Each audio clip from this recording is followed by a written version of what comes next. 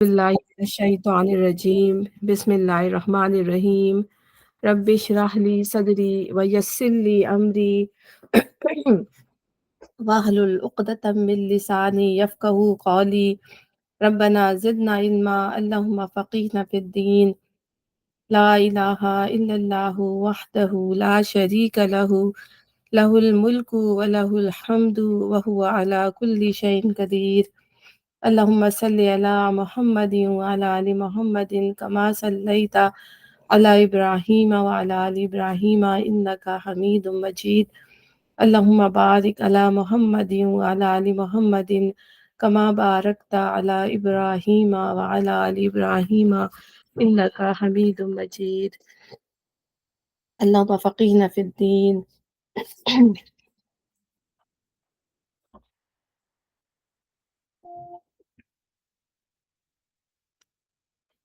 एक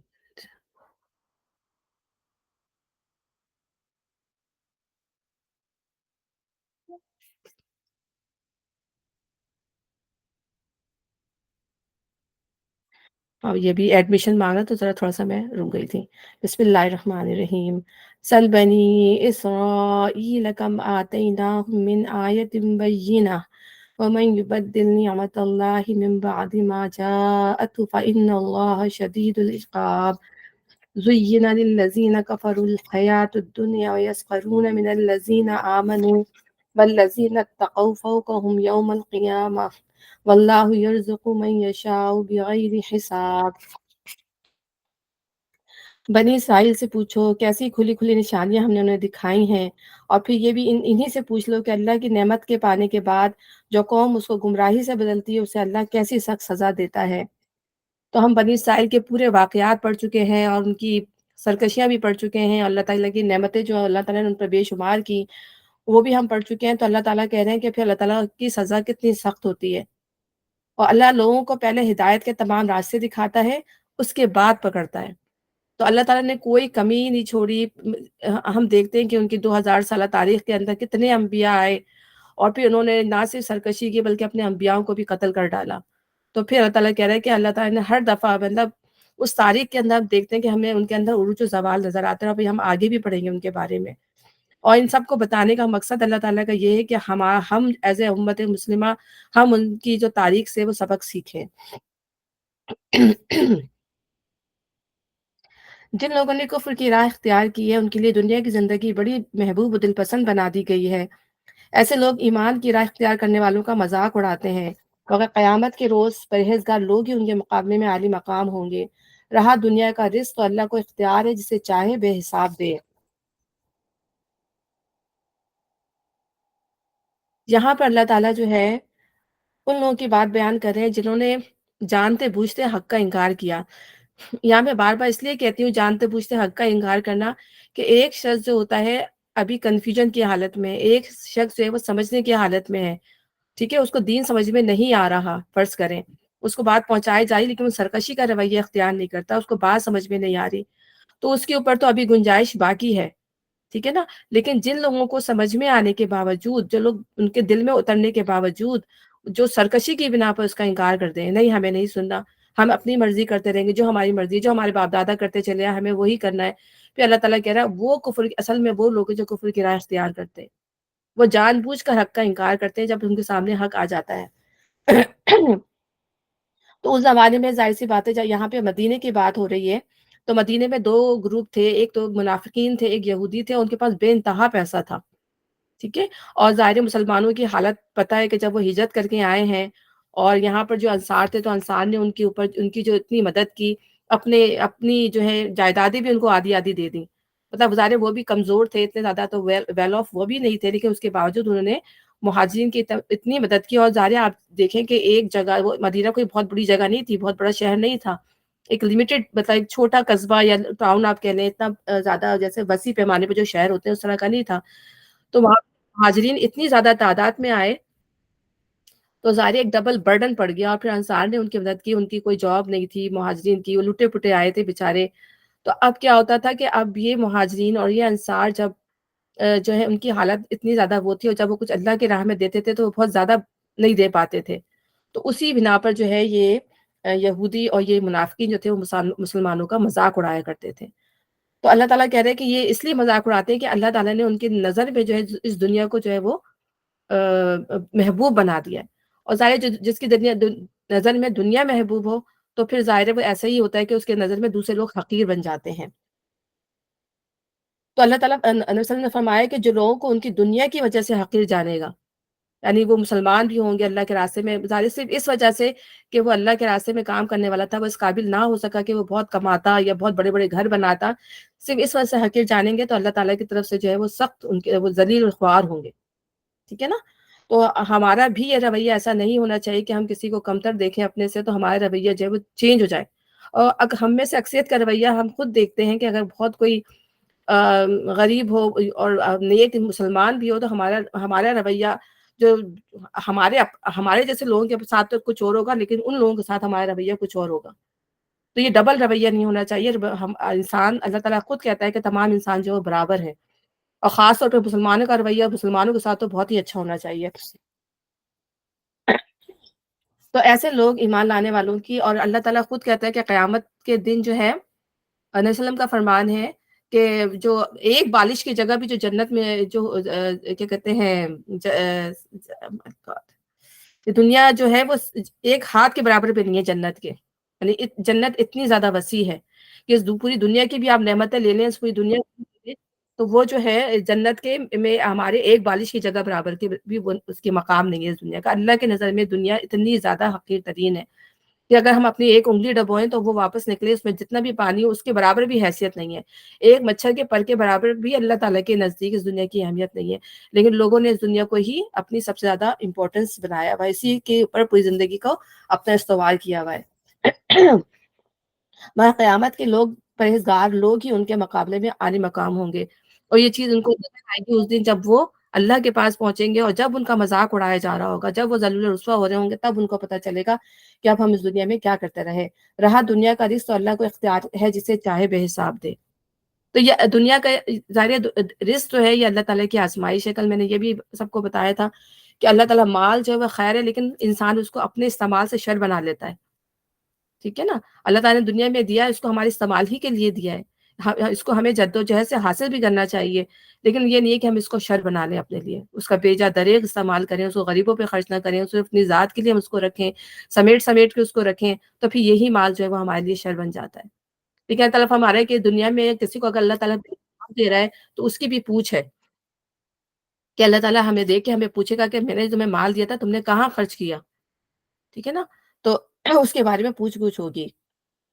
اور اس کے علاوہ بھی ہم دیکھتے ہیں کہ مدینے کے جن لوگوں کو یہ حقیر سمجھتے تھے، کچھ عرصے بعد ہی ان کی حالت اتنی زیادہ ہو گئی مدینے کے اندر، مطلب اللہ نے اتنا دیا ان کو کہ ایک وقت ایسا آیا کہ وہ سب دینے والے تھے، لینے والا وہاں پہ کوئی نہیں تھا.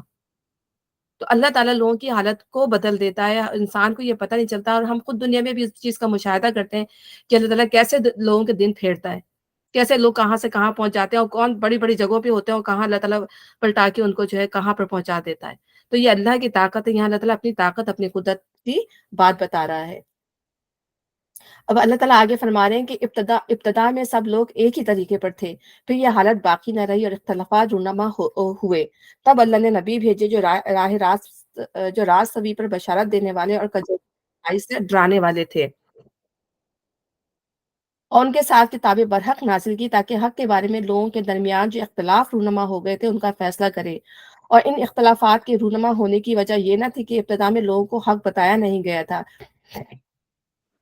نہیں، اختلاف انہوں نے کیا جنہیں حق کا علم دیا جا چکا تھا. انہوں نے روشن ہدایات پا لینے کے بعد محض اس لیے حق کو چھوڑ کر مختلف طریقے نکالے کہ وہ آپس میں زیادتیاں کرنا چاہتے تھے. یعنی یہاں پہ اللہ تعالیٰ کا بتانے کا مقصد یہ ہے کہ دین تو اللہ تعالیٰ نے ایک ہی دیا تھا. آدم علیہ السلام کے زمانے سے ہم دیکھتے ہیں کہ جو اسلام کا جو صحیح دین تھا وہ اللہ تعالیٰ نے شروع توحید کا جو دین تھا کہ ایک اللہ کو ماننا ہے، اور اللہ تعالیٰ نے جو ہدایت بھیجی ہے اس کو تسلیم کرنا ہے، اس کے آگے جو ہے سر تسلیم خم کرنا ہے. تو اب کیا کیا کہ جب لوگوں کے پاس علم آتا گیا، اللہ تعالیٰ کہہ رہے ہیں سرکشی لوگوں نے کیوں کی؟ جب ان کے پاس علم آ گیا تو انہوں نے ایک دوسرے سے آگے بڑھنے کی کوشش کی.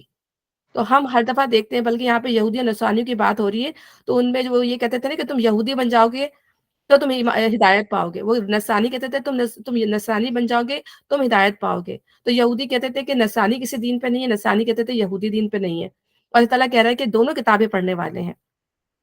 اور اسی طرح آج ہم قرآن پڑھنے والے ہیں، اور آج ہم ایک دوسرے کو جو ہے کافر مشرک کا لیبل لگا دیتے ہیں کہ نہیں یہ اس فرقے سے نہیں ہے تو یہ کافر ہو گیا، یہ ہماری مسجد میں نماز نہیں پڑھے گا، یہ اس فرقے سے نہیں ہے. تو آج کیوں یہ تمام چیزیں ہوئی؟ یہ اسی لیے ہوئی کہ ہم نے جو ہمارے پاس جو علم آ گیا، دین آ گیا، ہم نے اس کے اندر سرکشی کرنا شروع کر دی. آپ اتنے قرآن دیکھیں گے، اتنے تفاسیر دیکھیں گے، ہر بعض لوگوں نے اپنی منمانی تفسیر بھی کی ہوئی، اپنے مطلب سے معنی نکالے ہوئے ہیں.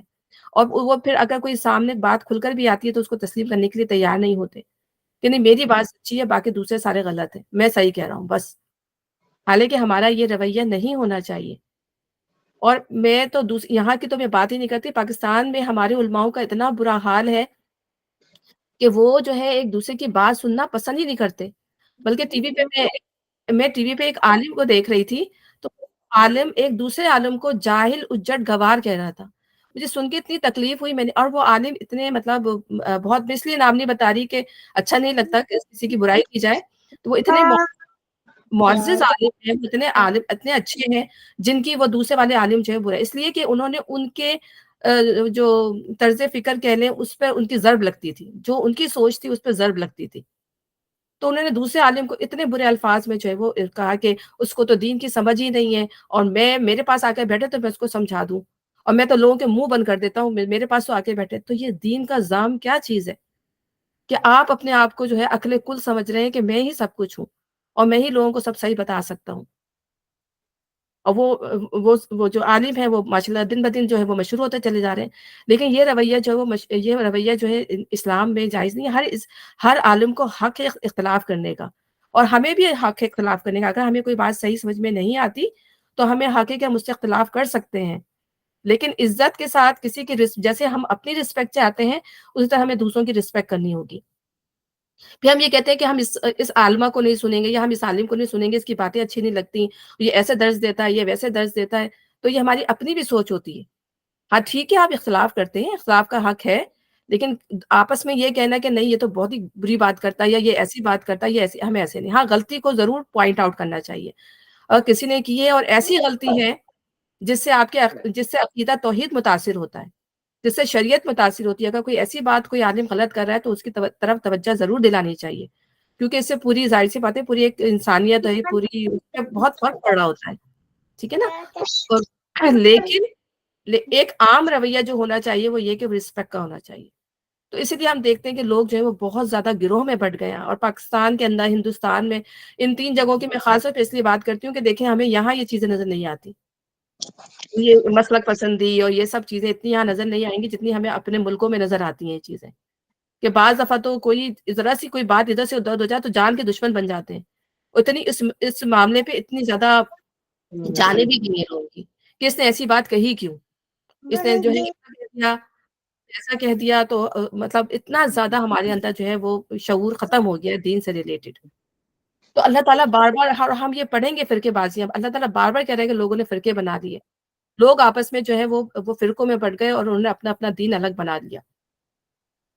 اور نبی صلی اللہ علیہ وسلم نے فرمایا کہ میری امت میں ایک فرقہ جو ہے وہ حق پر ہوگا تو وہ قائم رہے گا. تو صحابہ کرام نے کہا کہ وہ کون لوگ ہوں گے؟ تو نبی صلی اللہ علیہ وسلم نے کہا کہ جو میرے اور میرے اصحاب میں ہوں گے، جو میرے اصحاب پر کو فالو کریں گے.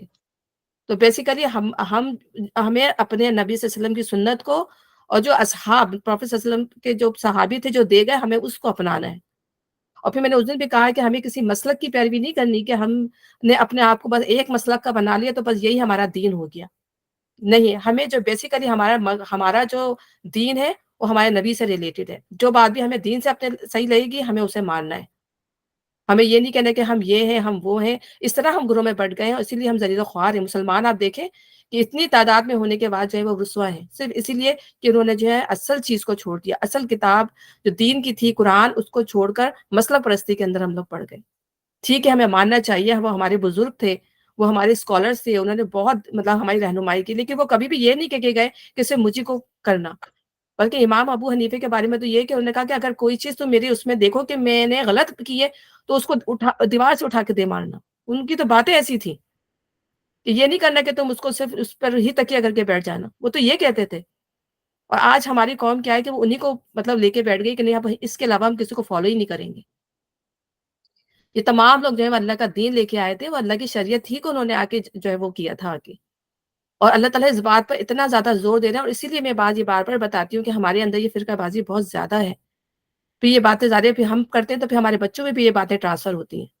اور ہمیں نیوٹرل ہو کے دین کا، ہمیں نیوٹرل ہو کے اس کتاب کا بھی مطالعہ کرنا چاہیے، اور نیوٹرل ہو کے اس پورے دین کے طرز کو لے کے اپنا طرز عمل دیکھنا چاہیے کہ ہم کیا کر رہے ہیں۔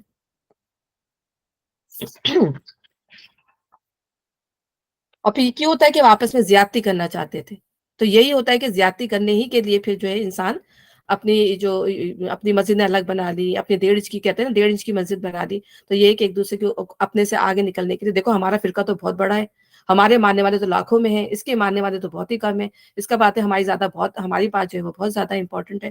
تو اللہ تعالیٰ اس طرز عمل سے ہم سب کو بچائے۔ اچھا،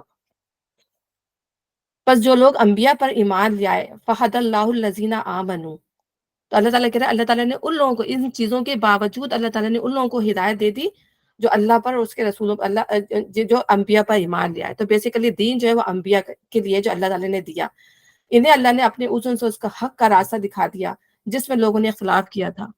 بعض بیچارے جو کنورٹڈ مسلم ہوتے ہیں وہ سب سے زیادہ پریشانی کا شکار ہوتے ہیں کہ اگر وہ کسی ایسے فرقے کے ہتھے چڑھ جائیں تو پھر وہ جو کیا ہوتا ہے کہ وہ ان کا مائنڈ اسی طرح بنا دیتے ہیں۔ بعض دفعہ تو جو کنورٹ ہو کے جو ہے وہ دوبارہ اپنے دین میں واپس چلے گئے کہ ہمیں سمجھ میں نہیں آتا ہم کس کی بات کو مانیں، وہ ہمیں اس طرف پہنچا دیتا ہے، وہ ہمیں اس طرف پہنچا دیتا ہے کہ ہمارے دین میں اتنے زیادہ جو ہے وہ ایشوز آئے ہوئے ہیں، اتنے زیادہ تفرقے بازی ہوئی ہے کہ کوئی ایک بات کے اوپر جمتا ہی نہیں ہے کسی ایک بات کے اوپر۔ تو جس میں لوگوں نے اللہ نے اپنے اذن سے اس حق کا راستہ دکھا دیا جس میں لوگوں نے اختلاف کیا تھا۔ اللہ جسے چاہتا ہے راہ راست دکھا دیتا ہے۔ تو جو نیوٹرل ہو کے جو اللہ ہی کی طرف جو پورے خلوص کے ساتھ جو اس قرآن کو پڑھتا ہے، جو پورے خلوص کے ساتھ جو ہے وہ اللہ کی باتوں کو سمجھتا ہے، تو اللہ تعالیٰ اسے ضرور صحیح راستے کی طرف رہنمائی کر دیتا ہے اس کی۔ پھر اللہ تعالیٰ فرما رہا ہے جب انسان اللہ کی باتیں پہنچاتا ہے، دین کے کام کرتا ہے، تو پھر اللہ تعالیٰ ایسے لوگوں کو آزماتا بھی ہے۔ ایسا نہیں ہوتا کہ پھر اس میں آزمائشیں نہ آئیں۔ تو یہاں پہ اللہ تعالیٰ آگے یہی بات فرما رہے ہیں کہ پھر کیا تم لوگوں نے یہ سمجھ رکھا ہے کہ یوں ہی جنت کا داخلہ تمہیں مل جائے گا، حالانکہ ابھی تم پر وہ سب کچھ نہیں گزرا جو تم سے پہلے ایمان لانے والوں پر گزر چکا ہے۔ ان پر سختیاں گزری، مصیبتیں آئیں، ہلا مارے گئے، حتیٰ کہ وقت کا رسول اس کے ساتھ ہی اہل ایمان چیخ اٹھے کہ اللہ کی مدد کب آئے گی۔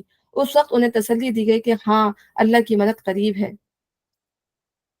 تو یہاں پہ یہ کہا جا رہا ہے کہ جب ہم دین کو لے کے نکلتے ہیں، آج دیکھیں یہ اس وقت کی بات ہے جب قرآن اتر رہا تھا، جب نبی ان کے ساتھ تھے، اور یہ بات میں آپ کو بار بار بتاتی ہوں کہ جب نبی ہوتے ہیں اور جب ان کے صحابہ کرام ہوتے ہیں ان کی آزمائش سب سے زیادہ ہوتی ہے۔ ہر دور میں ہم یہ دیکھیں گے کہ جو بھی انبیاء آئے ان کے ساتھ ان کے جو فالوورز تھے، جو ان کو ماننے والے تھے، ان کے ساتھ سختیاں بہت زیادہ آئیں۔ اور ہمارے جب نبی صلی اللہ علیہ وسلم ایک دفعہ کعبے کی دیوار سے تشریف بیٹھے ہوئے تھے، ٹیک لگا کے بیٹھے ہوئے تھے، تو ایک صحابی انہوں نے کہا کہ ہماری یہ مشکلات کب ختم ہوں گی؟ اب اللہ سے دعا کریں کہ ہماری مشکلات ختم کر دے۔ تو آپ صلی اللہ علیہ وسلم اٹھ کر بیٹھ کر، آپ کا چہرہ مبارک لال ہو گیا۔ آپ نے کہا کہ اس میں پڑھ دیتی ہوں، فرمایا کہ تم سے پہلے لوگوں کی جو ہے، ایک منٹ میں نظر بھی نہیں آتا، کہ کھالوں اور ہڈیوں کے اندر تک لوہے کی کنگیاں چلائی گئیں، آرا ان کے سر کے درمیان رکھ کر چلایا جاتا تھا، وہ اپنے دین سے نہیں پھرتے تھے۔ اللہ ضرور اپنے کام کو پورا کر کے رہے گا، اور امن ہوگا کہ ایک شخص سنا سے حضر موت تک کا سفر بلا خوف و خطر کرے گا۔ یعنی نبی صلی اللہ علیہ وسلم نے یہ بات پسند نہیں فرمائی، کیونکہ اس وقت جو تھی آزمائشیں اتنی زیادہ تھی، اور پھر وہ والی آزمائشیں نہیں تھیں جو نبی صلی اللہ علیہ وسلم نے فرمایا کہ ان کو ہڈیوں تک ان کے اندر آرا چیر دیا جاتا تھا، ان کو اوپر سے نیچے تک چیر دیا جاتا تھا۔ اور پھر یہ ہم دعا بھی بار بار پڑھتے ہیں کہ اللہ ہم پر وہ بوجھ نہ ڈال، وہ بار نہ ڈال جو تم نے ہم سے پہلے لوگوں پر جو بوجھ ڈالے تھے، کہ ان کی آزمائش اتنی سخت تھی۔ حضرت آسیہ کا ہم واقعہ پڑھیں گے کہ حضرت فرعون کی بیوی تھی، کہ اب فرعون نے ان پر کیا ظلم نہیں کیا، تو اللہ تعالیٰ نے دنیا میں ان کو جنت میں ان کا گھر دکھا دیا تھا۔ ایسا مطلب اللہ تعالیٰ نے ان پر کرم کیا تھا، اتنی سخت آزمائش سے وہ گزری تھی۔ اسی طرح جو ہے وہ لوگوں کو آگ میں ڈال کے آگ بند کر دی جاتی تھی ان کے اوپر، پچھلے زمانوں میں اتنی سخت قسم کی سزائیں دی گئیں۔ تو آج ہم دیکھیں، ہم تو بالکل اس کو قابل ہی نہیں، ہم تو سن لے تو ہمارے رونگٹے کھڑے ہوتے ہیں۔ آج تو ہم آرام سے اپنے گھروں میں بیٹھ کے بستروں میں بیٹھ کے ہم قرآن بھی سن رہے ہیں، میں تو خود بیٹھی ہوں آرام سے بیٹھی ہوں قرآن کا درس دے رہی ہوں اور آپ لوگ بھی سب آرام سے سن رہے ہیں۔ تو ہم تو اس طرح کے مطلب وہ آزمائشیں ہیں ہی نہیں ہمارے اندر، لیکن تھوڑی بہت بھی آتی تو ہم اس پہ بھی چلا اٹھتے ہیں کہ اللہ یہ کب ختم ہوگی، یہ آزمائش ہمارے اوپر آ گئی، کہ صبر نہیں ہے ہمارے اندر، برداشت نہیں ہے، یا ہمارے اندر ہم اس قابل ہی نہیں رہے کہ ہم ان چیزوں کو برداشت کر سکیں، تو پھر ہم دین کے معاملے میں کیا سختیاں اٹھائیں گے؟ اور دین پہنچانا جو ہے صرف ہماری صرف مطلب ایک بڑے بڑے اسکالرس کی ذمہ داری نہیں ہے، بلکہ ہر انسان کی ذمہ داری ہے۔ اگر ہم نے کچھ سیکھ لیا تو اب ہم یہ ہماری ذمہ داری بن جاتی ہے کہ ہم اس کو آگے پہنچا دیں۔ نہیں نہیں یہ میرا کام نہیں ہے، یہ نہیں نہیں یہ میں اس قابل نہیں ہوں، یہ میرا کام، ہمیں ایسا نہیں کہنا یہ بات۔ دین اب امت مسلمہ ہے اور اللہ تعالیٰ نے کہا اخرجت للناسی، تم لوگوں کے لیے نکالی گئی ہو کہ امر بالمعروف و نہی عن المنکر، کہ لوگوں کو تم معروف کا حکم دو، برائیوں سے روکو۔ تو جہاں بھی کوئی غلط کام ہوتے دیکھیں گے، جہاں تک ہماری استطاعت ہوگی وہ کام ہمیں کرنا ہے۔ جہاں ہم بول سکتے ہیں وہاں ہم بول دیں، جہاں ہم روک سکتے ہیں وہاں ہم روک دیں۔ نہیں کر سکتے دل میں تو ایٹ لیسٹ برا جانے اس چیز کو۔ تو جان ہمیں اپنی نہیں چھڑانی کہ ہمیں یہاں سے ایسے ہی نکل جانا ہے، ہمیں اپنے آپ کو بچانا ہے۔ ابھی ہم قسموں کا بھی معاملہ پڑیں گے اس معاملے میں۔ تو جب ہم سن لیتے ہیں، جب ہم سمجھ لیتے ہیں، پھر ہماری ذمہ داری ہو جاتی ہے کہ ہم اس کو آگے تک ضرور پہنچائیں۔ اور سب سے پہلے ہمارے گھر والی ہماری ذمہ داری ہوتی ہے، ہمارے بچے، ہمارے شوہر، ہمارے آگے کے رشتہ دار، تو ہم سب سے پہلے تو ہماری ذمہ داری یہاں پر ہے، ہماری دوست ہیں۔ تو ہمارا جو دائرہ کار ہے وہ ہمیں یہیں تک کرنا ہے۔ ہم خواتین ہیں، جو ہمارے دائرہ کار ہے، اللہ تعالیٰ نے ہمیں اتنا زیادہ مکلف نہیں بنایا کہ ہم جو ہے باہر نکل کے جو ہے وہ لوگ گلیوں کوچوں میں بیٹھ کے جو ہے وہ یہ مرد کی ذمہ داری ہے، ہماری ذمہ داری نہیں ہے کہ ہم گلی کوچوں میں جا کے جو ہے وہ دعوت دین کریں، یہ مردوں کی ہے۔ ہاں عورتوں کی ذمہ داری یہ ہے کہ آپس میں ہم مل جل کے بیٹھیں، آپس میں جس سے بھی ملتے ہیں کوئی اچھی بات بتا دی کسی کو، اس طرح بیٹھے ہیں آپس میں، اچھی بات ہم نے کر لی، ہم نے آپس میں ایک دوسرے کو حق کی تلقین کر دی۔ تو یہ ہے اصل میں دین پہنچانا۔ تو اس راہ میں جو ہے جب انسان کوئی بات پہنچائے گا تو پھر مصیبتیں بھی آئیں گی، پریشانیاں بھی آئیں گی، پھر اس کا ظاہر ہے آپ کو ٹاک بیک بھی ہوگی آپ کے ساتھ، آپ کسی کو کوئی بات بتائیں گے تو آپ کو کوئی بات سنائے گا بھی۔ بعض دفعہ ایسا بھی ہو جاتا ہے کہ بہت زیادہ بحث بازی بھی ہو جاتی ہے، لوگ برا بھلا بھی کہنا شروع کر دیتے ہیں، تو ہر معاملے میں جو ہے وہ صبر کرنا ہے۔ تو صبر کا معاملہ جو ہے وہ بہترین معاملہ ہے، اور اللہ تعالیٰ نے نبی صلی اللہ علیہ وسلم کو کہا کہ واز کرو حکمت کے ساتھ۔ تو لوگوں کو جب بات بتاؤ تو حکمت کے ساتھ بتاؤ۔ اب ایسا نہیں ہونا چاہیے کہ ہم کسی سے بات کریں، ہم نے دیکھا کوئی نماز پڑھ رہا ہے تو صحیح نہیں پڑھ رہا، تو جا کے فوراً ہی اس کو ہم نے ٹوکنا شروع کر دیا کہ تم صحیح نماز نہیں پڑھ رہے ہو، یا تم ایسا کر رہے ہو، تم نے ایک دم اس کے منہ پہ جا کے کہہ دیا کہ تم تو بہت جھوٹ بولنے والے ہو، تم تو یہ اس طرح کا طرز عمل ایسا نہیں ہونا چاہیے۔ ہاں کسی کی کوئی بات بری لگتی ہے، آپ اس کو روکنا چاہتے ہیں، خاموشی سے اس کے ساتھ بیٹھیں، پیار و محبت سے باتیں کریں، اس کو باتوں باتوں میں یہ بات سمجھا دیں کہ یہ اس طرح کی باتیں یا پھر اپنی کسی ایگزامپل سے اس کو یہ بات سمجھا دیں کہ یہ بات اس طرح غلط ہے کرنا۔ جیسے ہم اپنے بچوں کو بھی سمجھاتے ہیں کہ ہم اپنے بچوں کو بھی شرمندہ نہیں کرنا چاہتے تو ہم کسی اور طریقے سے ان کو یہ بات سمجھا دیں، کسی مثال سے یا کسی اور شخص کی مثال دے کے یہ بات سمجھا دیں۔ تو ہمارا رویہ کسی کو شرمندہ کرنے کا نہ ہو، کسی کو حقیر جاننے کا نہ ہو، بلکہ پیار و محبت سے ہو، حکمت کے ساتھ جو ہے وہ تعلیم دیں، سمجھائیں کسی کو بھی بات۔ تو جو تم سے پہلے، اور اللہ تعالیٰ نبی صلی اللہ علیہ وسلم نے فرمایا کہ جنت تو کانٹوں سے گھیر دی گئی ہے، مصیبتوں سے گھیر دی گئی ہے۔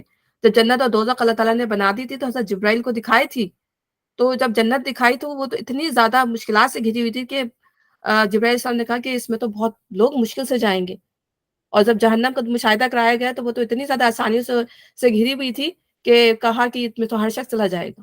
تو یہ ہے دنیا میں اللہ تعالیٰ نے جو ہمیں آزمائش اصل میں دی ہے وہ یہی ہے کہ ہمیں ان تمام چیزوں، اپنی اولاد کے اندر، مال کے اندر، دنیا کے اندر رہ کر ہمیں ان آزمائشوں سے گزرنا۔ اب ہمارے لیے آزمائش یہ دنیا ہے، ان کے لیے آزمائش تو وہ تھی نا، اور پھر ان کا اجر بھی بہت زیادہ ہے، وہ مقربین کے اندر سے ہیں۔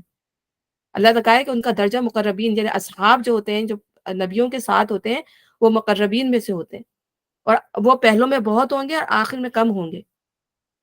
تو پہلوں میں کیا ہے جو نبیوں کے ساتھ ہوتے ہیں، آخر میں بھی جو اس درجے پر قربانی دیتے ہیں، اس درجے پہ جو قربانی دیں گے، آخر کے اندر بھی وہ لوگ بھی ظاہر سی بات ہے بغیر حساب کتاب کے جنت میں چلے جائیں گے۔ تو یہ وہ لوگ ہوں گے جن کا حساب کتاب نہیں کیا جائے گا، جو ہم جیسے ہیں سو مطلب اعمال ہمارے ادھر بھی ہیں اور ادھر بھی ہیں، تو پھر ہمارا حساب کتاب ہوگا۔ ہمیں نبی صلی اللہ علیہ وسلم بھی خود دعا کرتے تھے اللہم حاسبنی حسابا یسیرا، اللہ تعالیٰ میرا حساب کتاب آسان کر دے، حساب لینے والا میرے حساب کتاب آسان کر دے۔ اللہ کے نبی یہ دعا مانگتے تھے تو ہمیں تو کتنی دعا یہ مانگنی چاہیے کہ اللہ تعالیٰ ہمارا حساب کتاب آسان کر دینا۔ پر جس کو اللہ تعالیٰ جتنا زیادہ دے گا نا اس دنیا میں، جو چیز بھی دے گا، علم دیا ہے، نالج دی ہے، پیسہ دیا ہے، خوبصورتی دی ہے، جو کچھ بھی اللہ نے دیا، اقتدار دیا ہے، اللہ ہر چیز کے بارے میں اسی حساب سے انسان کا حساب کتاب ہوگا۔ کہ تم نے یہ مال کہاں خرچ کیا، تم نے یہ اپنا ہنر کہاں خرچ کیا، تم نے عبادت کی کہ نہیں کی. تو ہر چیز کا حساب دینے کے لیے بندہ جو ہے وہ، اور کہتے ہیں کہ جو زیادہ دیر رک گیا تو اس کے تو شامت آ گئی اگر حساب دینے کے لیے. تو اس لیے اللہ سے دعا کرتے ہیں کہ اللہ تعالیٰ ہمارے حساب کتاب آسان فرما دے، ہم جلدی سے گزر جائیں وہاں سے. آمین ثم آمین. اہل ایمان کے اللہ کی مدد کب آئے گی؟ اس وقت انہیں تسلی دی گئی کہ ہاں اللہ کی مدد قریب ہے. پھر ظاہر ہے کہ بعض دفعہ دنیا میں بھی اللہ تعالیٰ جو ہے بہت سخت آزمائشوں سے، بیماریاں ایسی ایسی آ جاتی ہیں کہ انسان جو ہے بلکہ یہ ہوتا ہے کہ بیماریاں بھی آ جاتی ہیں بعض دفعہ، جو ہے جان سے بھی مال سے بھی، بہت ساری چیزیں ایک ساتھ بندے کے اوپر بھی آ جاتی ہیں. تو وہ ایک چیز سے نہیں گزر رہا ہوتا، بہت زیادہ تکلیف سے بھی گزر رہا ہوتا ہے. تو پھر جو ہے اللہ تعالیٰ یہ آزمائش، اس طرح کی آزمائشیں جو ہے وہ انسان کو ڈائریکٹ جنت میں پہنچانے کا سبب بنتی ہیں. بعض دفعہ جو ہے لوگوں کے بچے ہوتے ہیں ڈسیبل ہوتے ہیں، وہ تو کہا جاتا ہے کہ وہ تو جنت کی کنجی ہیں. ایسے بچے جو ڈسیبل ہوتے ہیں، ماں باپ ان کی ٹیک کیئر خوش اسلوبی سے کرتے ہیں، وہ جو ہے جنت کی چابی ہوتے ہیں وہ بچے. اور ظاہر ہے اگر ماں باپ منہ بنائے ایسے بچوں کے اوپر اور پھر پریشان ہو اور کوسیں اپنے آپ کو بھی اور اپنی قسمت کو بھی کہ یہ کیا ہو گیا میرے ساتھ، ایسا کیوں ہو گیا میرے ساتھ، تو پھر وہ کیسے جنت کی چابی بنیں گے؟ مشکل کام بہت ہے، یہ آسان نہیں ہے. واقعی جن کے بچے ہیں اور جو اس اذیت سے گزر رہے ہیں وہ وہی جانتے ہیں. لیکن اگر وہ یہ سوچ لیں گے یہ جنت کی چابی ہے تو ان کے لیے پھر وہ مشکل نہیں رہتی. تو اللہ تعالیٰ ان کو صبر اللہ کرنے والا بنائے. لوگ پوچھتے ہیں ہم کیا خرچ کریں؟ جواب دو کہ جو مال بھی تم خرچ کرو اپنے والدین پر، رشتہ داروں پر، یتیموں اور مسکینوں اور مسافروں پر خرچ کرو. جو بھلائی بھی تم کرو گے اللہ اس سے باخبر ہوگا. تو پھر وہ بار بار یہ اپنے اللہ تعالیٰ نے بار بار انفاق کا حکم دیتے ہیں نا، خرچ کرو خرچ کرو خرچ کرو. تو پھر وہ بار بار یہ سوال کرتے تھے کہ پھر ہم کیا خرچ کریں، ہم کہاں خرچ کریں، کتنا خرچ کریں. تو یہاں پر اللہ تعالیٰ یہی فرما رہا ہے کہ یہ مال جو ہے تمہارا سب سے پہلے تو تمہارے والدین پر، تمہارے بچوں پر، تمہارے رشتہ داروں پر، اس کے بعد جو ہے پھر دوسرے اس کے حقدار ہیں. اگر اس مال میں سے پھر کچھ بچتا ہے تو پھر مسکین، مسافر، یتیم، گردنیں چھڑانے، پھر اللہ تعالیٰ نے مختلف جگہوں پہ مختلف طریقوں سے وہ ڈیٹیل بتائی ہے. اور جو بھلائی بھی تم کرو گے اللہ سے باخبر نہیں ہوگا، باخبر ہوگا، سوری معاف کرے اللہ تعالیٰ. تو اللہ تعالیٰ ہر چیز سے جو کچھ بھی ہم نیکی کرتے ہیں چاہے چھوٹی ہو بڑی ہو، اللہ تعالیٰ اس سے باخبر ہے. اب یہاں پر اللہ تعالیٰ فرما رہے ہیں کہ تمہیں جنگ کا حکم دیا گیا، وہ تمہیں ناگوار ہے. ہو سکتا ہے کہ ایک چیز تمہیں ناگوار ہو اور وہی تمہارے لیے بہتر ہو، اور ہو سکتا ہے کہ ایک چیز تمہیں پسند ہو اور وہی تمہارے لیے بری ہو. اللہ جانتا ہے، تم نہیں جانتے. یہ آیات اس پس منظر میں نازل ہوئی جب جنگ کا حکم دے دیا گیا مسلمانوں کو. کیونکہ مکے میں جو تھے قریش نے اتنا ظلم کیا ہوا تھا، اس وقت مسلمان دعا کیا کرتے تھے اللہ تعالیٰ تو نے ہمیں ہاتھ اٹھانے سے کیوں روکا ہوا ہے ان لوگوں سے، ہمیں جو ہے حکم دے، ہم ان پر ہاتھ اٹھائیں گے، ہمارے پہ اتنا ظلم کر رہے ہیں. تو مکے میں اللہ تعالیٰ نے ان کو اجازت نہیں دی. لیکن جب مدینے میں ایک حکومت قائم ہو گئی، ایک ریاست بن گئی، تو پھر اللہ تعالیٰ کا حکم آیا کہ اب تمہیں ان سے جنگ کرنا ہے. تو اس میں جو تھے وہ کمزور ایمان والے لوگ جو تھے، منافقین جو تھے، وہ ڈر رہے تھے کہ اب ہم کیسے لڑیں گے. تو یہاں پر اللہ تعالیٰ یہی کہہ رہا ہے کہ تمہیں ایک چیز ناگوار ہے، لیکن ہو سکتا ہے اسی ناگواری کے اندر جو تمہارے لیے بھلائی ہو. اور ہم یہ دیکھتے ہیں کہ اگر اس وقت جنگیں نہ کی جاتی، اس وقت جو ہے اس شرک و کفر کا خاتمہ نہیں کیا جاتا، تو آج یہ دین ہمیں نہیں ملتا. جو قربانیاں انہوں نے دیں، اگر وہ قربانیاں نہیں کر رہے ہوتے تو یہ دین ہمیں نہیں ملتا اور ہم بھی مسلمان نہیں ہوتے. تو یہ انہی کی قربانیوں کا صلہ ہے، یہ انہی کی محنتوں کا نتیجہ ہے کہ آج ہم دین جو ہے ہمارے ہاتھوں میں، اتنے اطمینان سے ہم اس دین کے ساتھ جو اپنی زندگی گزار رہے ہیں.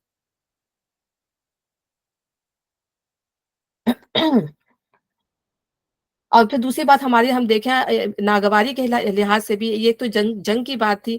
ہم اپنی زندگی میں بھی دیکھیں کہ ہمارے اندر کتنی ناگوار چیزیں آتی ہیں، اور بعض دفعہ ہم منہ سے کہہ بھی دیتے ہیں کہ یہ ناگوار ہے، بعض دفعہ ہم اس کو صبر کے ساتھ برداشت بھی کر لیتے ہیں.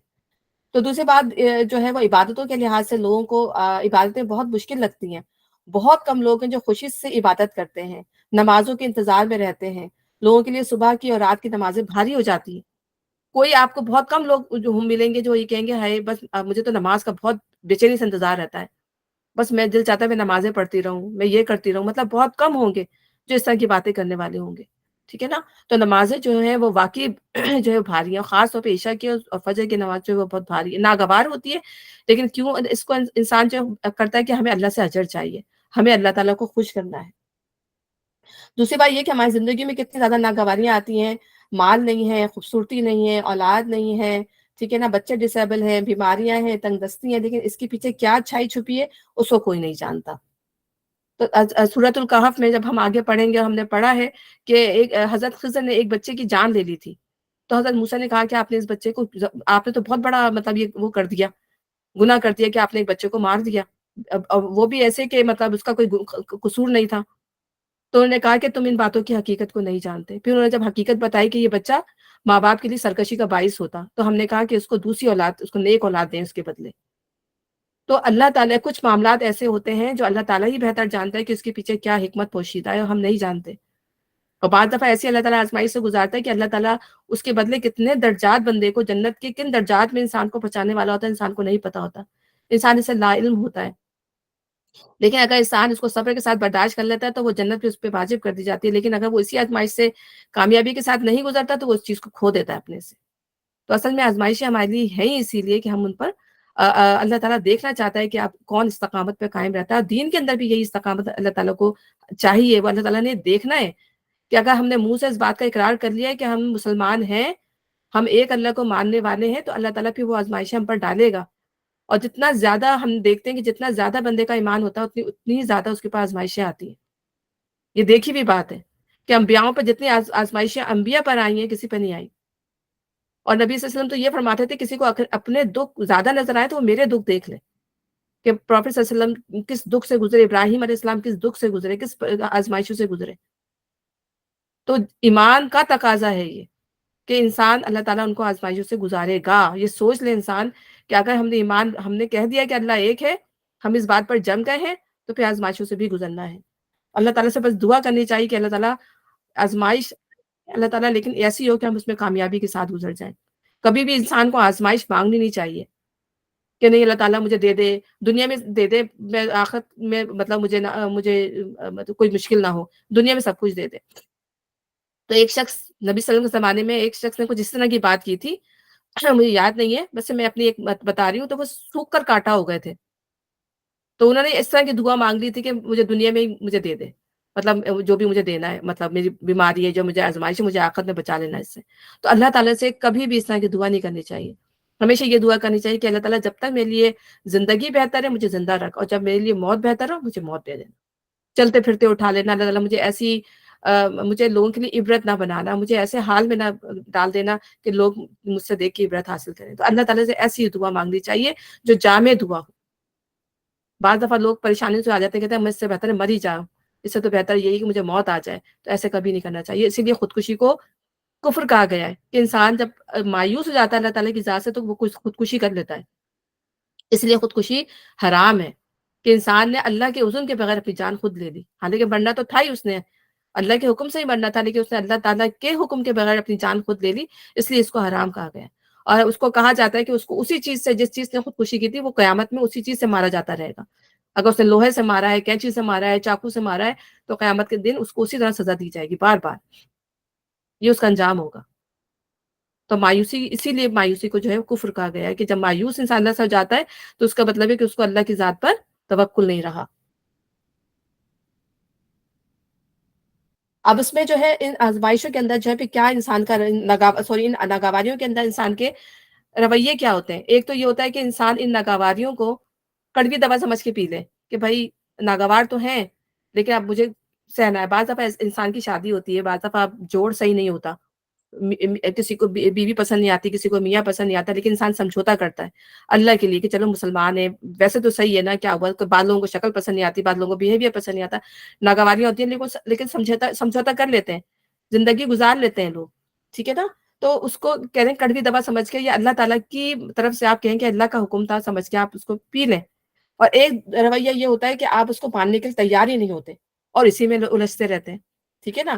جیسے بیٹی ہو گئی، فرض کریں ہمارے زمانے میں، آج کل پرانے زمانے میں بھی ایسے ہوتا تھا، ایک بیٹی ہو گئی پریشان ہو رہے ہیں، دوسری بیٹی ہو گئی او ہو بیٹا نہیں ہو رہا، تیسری ہو گئی، اب بیچاری عورت کی بھی پریشانی، مرد بھی پریشان ہے، اگر کمبائن فیملی میں رہ رہی ہے تو انہوں نے جینا دوبھر کیا ہوا، چوتھی بیٹی ہو گئی، پانچویں بیٹی ہو گئی، بیٹا ہی نہیں ہو رہا۔ اگر وہ اس بیٹیوں کو اللہ کی رحمت سمجھ کے قبول کر لے تو کبھی بھی پریشانی نہ ہو انسان کو، کہ اللہ کی رحمتیں ہیں۔ اب تو لوگوں نے بہت اویئر ہو گئے، اویئرنیس آ گئی ہے لوگوں کے اندر، لوگ اس کو سمجھنے لگے ہیں۔ میں تو اپنے ابو کی بات کرتی ہوں، ہم 5 بہنوں کے بعد ہمارا بھائی ہوا تھا تو ہمارے ابو بھی پریشان ہو جاتے تھے کہ ان کو بھی بیٹے کی بہت زیادہ تھی، لیکن ظاہر ہے وہ اس زمانے کی تھی، اب تو ہم لوگ سے اتنی محبت کرتے ہیں، مطلب میں یہ بتا رہی ہوں آپ کو، بیٹیوں سے انہیں سب سے زیادہ محبت ہو گئی پھر۔ لیکن وہ ایک میں بتائی نا کہ اس زمانے کا جو وہ رویہ تھا اس میں یہ تھا کہ بیٹا ہو، خاندان میں کیا ہوگا، سب یہی کہیں گے ان بیٹیوں کو میں کیا کروں گا، ان کی کیسے شادیاں کروں گا، اتنی ساری بیٹیاں ہو گئی ہیں، ان کا کیسے ان کے رشتے ملیں گے، تو پہلے سے ماں باپ کو یہ فکریں شروع ہو جاتی ہیں کہ کیسے ہوگا یہ سب کچھ۔ تو اگر انسان ان چیزوں میں الجھتا رہے گا اور اللہ کا شکر ادا نہیں کرے گا، تو پھر کیا کہے گا، پھر مصیبتیں مطلب اب وہ مصیبت اس کو مصیبت بڑھتی چلی نظر آئے گی، اگر وہ اس کو پہلے ہی قدم پہ کہہ دے کہ نہیں یہ میرے لیے رحمت ہے، تو اللہ تعالیٰ اس کا دل خود ہی ٹھنڈا کر دے گا۔ تو یہ میری بات بتانے کا مقصد ہے کہ اس میں الجھے نہیں اور اللہ تعالیٰ کا فیصلہ سمجھ کے، اللہ تعالیٰ کی رضا سمجھ کے اس پہ ہو جائیں۔ تو اسی وجہ سے جو ہے خاندانوں میں دیکھیں کتنی تلخیاں، دوسری شادیوں کی نوبت آ جاتی ہے، بعض دفعہ تو طلاقوں پہ نوبت آ جاتی ہے۔ تو یہ ہمارے یہاں کا رویہ ہے، ہمارے کلچر کا رویہ ہے یہ۔ تو اس میں یہ ہے کہ یا تو اس کو دو رویے ہوتے ہیں، لیکن ایک مسلمان کا رویہ کیا ہونا چاہیے کہ وہ اللہ کی رضا میں راضی ہو جائے اور اپنی نفس کی مخالفت میں سکون پائے۔ یہ نفس تو آپ کو کسی چیز کی طرف راغب کر رہا ہے کہ نہیں نہیں نہیں یہ کرنا یہ کرنا، لیکن اس کی مخالفت کریں۔ تو نفس کی جب مخالفت کریں گے نا تو اس کے اندر آپ کو سکون ملے، نہیں مجھے یہ کام شیطان، کیونکہ شیطان کا یہ کام ہے نا، تو مجھے اس کے اگینسٹ جانا ہے۔ تو جب انسان اس کے اگینسٹ جائے گا تو اس کو خود بخود سکون ملے گا کہ نہیں، آپ کہیں گے کہ اللہ کی رضا ہے اور میرا نفس جو مجھے غلط سکھا رہا ہے یہ چیز، تو پھر انسان جو ہے اپنی زندگی کے اندر خود ہی اطمینان اور سکون محسوس کرے گا۔ تو کتنی خوبصورت اگر آیات ہیں، دیکھیں اللہ تعالیٰ ہمیں سبق دے رہے ہیں، اللہ تعالیٰ ہماری ٹیچنگ کر رہے ہیں یہاں پر کہ مسلمان تو تم ہو گئے ہو، لیکن ابھی بہت کمزوریاں ہیں ہمارے اندر، اور ہمیں اپنی ان کمزوریوں کو صحیح کرنا ہے، اپنی ان کمزوریوں پر قابو پانا ہے ہمیں اپنے اندر۔ پھر آگے کیا ہے، لوگ پوچھتے ہیں مائے حرام میں لڑنا کیسا ہے، کہو اس میں لڑنا بہت برا ہے، مگر رائے خدا سے لوگوں کو روکنا اور اللہ سے کفر کرنا اور مسجد حرام کا راستہ خدا پرستوں پر بند کرنا اور حرم کے رہنے والوں کو وہاں سے نکالنا اللہ کے نزدیک اس سے بھی زیادہ برا ہے، اور فتنہ خون ریزی سے شدید تر ہے۔ یہ حرام کے مہینے میں آپ کو بتایا تھا، رجب، ذیقعدہ، ذوالحج، محرم کے مہینے تھے، تو اس میں جو ہے رجب کے مہینے میں جو ہے نبی صلی اللہ علیہ وسلم نے ایک قافلہ بھیجا تھا کہ وہ دشمنوں کی نقل و حرکت پر نظر رکھیں۔ تو کافروں کا ایک قافلہ آ رہا تھا اور نبی انہوں نے دیکھا، اس پہ قبضہ کر لیا اور ایک اشد ایک آدمی کو مار بھی دیا، اور رجب ختم ہو رہا تھا اور لاسٹ تاریخ تھی کہا جاتا ہے اس کے بارے میں، تو ان کو اندازہ نہیں ہو سکا کہ رجب ختم ہو رہا ہے اور رجب شعبان شروع ہو رہا ہے، تو انہیں یہ اندازہ نہیں رہا۔ اور پھر جب اس کے بعد جو یہودیوں اور کیا کہتے ہیں منافقین نے اور قریش نے جو ہے یہ شور مچانا شروع کر دیا کہ تم تو جو ہے محرم کیا کہتے ہیں حرام مہینوں کی جو ہے تبلیغ کرتے ہو کہ حرام مہینے تو ابراہیم علیہ السلام کے زمانے سے حرام ہے، اور تم نے خود اس میں جو ہے جانے وہ کرتے ہو، تو یہ غلطی سے مسلمانوں سے ہو گیا تھا، اللہ کے نبی نے بھی یہ چیز پسند نہیں کی تھی۔ تو اللہ تعالیٰ نے یہاں مسلمانوں کی جو ہے وہ کی ہے، ڈیفینس کیا ہے مسلمانوں کا ایک طرح سے کہ ہاں یہ غلط کام کیا ہے مسلمانوں نے، ان سے غلطی ہو گئی ہے، لیکن اس سے بڑا غلط کام کیا ہے کہ تم جو اللہ یہ کام وہ کیوں کیا انہوں نے، اس لیے کہ تم نے ان کو اس جگہ پہ پہنچایا، کہ تم نے جو ہے بیت الحرام کا راستہ ان کے لیے روک دیا، تم نے جو ہے ان کا بائیکاٹ کر دیا، ان کے کھانے پینے کے راستے روک دیے، ٹھیک ہے نا، ان کے لیے زندگی، ان کے لیے مشکلات تم نے ان پر کر دی، تو وہ اس نوبت پہ یہاں تک پہنچے کہ اپنی ضروریات کے لیے انہوں نے یہ کام کیا۔ تم نے فتنہ مچا دیا، فتنہ جو ہے قتل سے زیادہ بدتر ہے، ایک قتل تو ہو جاتا ہے لیکن فتنے سے کئی قتل ہوتے ہیں، پورا معاشرے تباہ ہو جاتے ہیں فتنہ بازیوں سے۔ تو یہاں اللہ تعالیٰ مسلمانوں کے ڈیفینس میں بات کر رہا ہے، حالانکہ اللہ تعالیٰ کو ناپسند تھا، لیکن اللہ تو معاف کرنے والا مہربان ہے، لیکن اللہ تعالیٰ ان کو ڈیفینس نہیں کر رہا ہے کیونکہ وہ غلط کام کر رہے تھے۔ تو یہاں پہ اللہ تعالیٰ یہ بتا رہے ہیں، وہ تو تم سے لڑے ہی جائیں گے حتیٰ کہ اگر ان کا بس چلے تو بھی اس دین سے پھیر لے جائیں، اور یہ خوب سمجھ رکھو کہ تم میں سے جو کوئی اس دین سے پھرے گا اور کفر کی حالت میں جان دے گا، اس کے اعمال دنیا اور آخرت دونوں میں ضائع ہو جائیں گے۔ یعنی ان کا مقصد کیا ہے لڑنے کا، کہ تمہیں اس دین سے پھیر دیں، یعنی تمہیں اتنا کمزور کر دیں کہ تم تنگ آ کر، تمہیں اتنا پریشان کریں کہ تم تنگ آ کر دین کو چھوڑ دو۔ کبھی کبھی حالات مسلمانوں کے لیے دنیا میں بھی یہاں پر بھی ہو جاتے ہیں، اس قدر حالات تنگ کر دیے جاتے ہیں کہ انسان ایسا بھی ہو جاتا ہے کہ کلمہ کفر کہنے والی نوبت بھی آ جاتی ہے، لیکن اگر انسان دل سے نہیں کہتا تو اس کی پھر بھی بچت ہے، لیکن اگر اس نے دل سے کہہ دیا، وہ پلٹ آیا اور اپنے اس میں واپس چلا گیا، تو پھر اس کی وہ جو مرتد ہو گیا، اس کو مرتد کہا جاتا ہے، دین سے پھرنے والا، اور اس کے لیے اللہ تعالیٰ کہ دنیا اور آخرت میں اس کے لیے کوئی وہ نہیں ہے۔ پھر اس دنیا میں اس کا اگر وہ جیسے بعض بچے ہوتے ہیں، ابھی میں مسلمانوں میں ہی سنتی ہوں کہ مرتد ہوگا، مرتد سمجھتے ہیں کہ وہ ایتھیزم میں چلے گئے، وہ کہتے ہیں ہمیں نہیں سمجھ میں آتا دین، اتنی پابندیاں کیوں ہیں دین کے اندر، تو وہ جب ان کو سمجھانے والا کوئی نہیں ہوتا، ان کی سمجھ نہیں ہوتی، تو کیا ہوتا ہے کہ پھر وہ آہستہ آہستہ جو ہے وہ لادینیت کی طرف چلے جاتے ہیں. بہت سارے لوگ ہیں جن کو مجھے پتہ چلا، وہ پتہ چلتا رہتا ہے کہ لادینیت کی طرف جا رہے ہیں. تو وہ مڑتے تو جاتے ہیں، پھر ان سے اس طرح کا معاملہ نہیں کیا جائے گا، ان سے شادیاں نہیں کی جائیں گی، ان کو وراثت میں حصہ نہیں دیا جائے گا. یہ دنیا میں ان کے لیے رسوائی ہے. ان سے تعلق ختم کر دیا جائے گا اگر وہ انہوں نے توحید کو چھوڑ دیا، اللہ کو ایک کہنا چھوڑ دیا اور ماننا ہی چھوڑ دیا. اور آخرت میں تو نقصان نقصان ہی ہے، کتنا بڑا وہ ہے. اور ایک بادشاہ تھا، مجھے یاد نہیں ہے، مصر کا تھا کہ روم کا بادشاہ تھا. وہ جو ہے اسلام لے آیا، ٹھیک ہے نا. لیکن کیا ہوا، جب اس کی قوم کے لوگ نہیں مانے نا، تو اس نے صرف اپنی اس کی میری بادشاہت چلی جائے گی، میری قوم میرے پیچھے ہو جائے گی، ایمان لانے کے باوجود وہ اس سے پھر گیا. اگر وہ ایمان لے آتا، اور جیسے نجاشی تھا وہ ایمان لایا، اس کی پوری قوم مسلمان ہو گئی اس کی وجہ سے. اس کے لوگ، اس کے درباری اس کی وجہ سے وہ ہو گئے. لیکن یہ دوسرا بادشاہ تھا، کیسر تھا، یاد نہیں آ رہا مجھے. تو اس نے جو ہے ماننے کے باوجود جو ہے وہ مطلب صرف اپنی قوم کی خاطر، کہ میری قوم نہیں مان رہی، وہ اس بات سے پھر گیا. تو کتنا بڑا اس کا برا انجام ہوگا کہ دین سمجھنے کے باوجود، دین سمجھ میں آنے کے باوجود اس نے اس سے انکار کیا، اور کتنی بڑی جگہ پہ وہ تھا، اور اس کی اتنی زیادہ پوچھ ہوگی.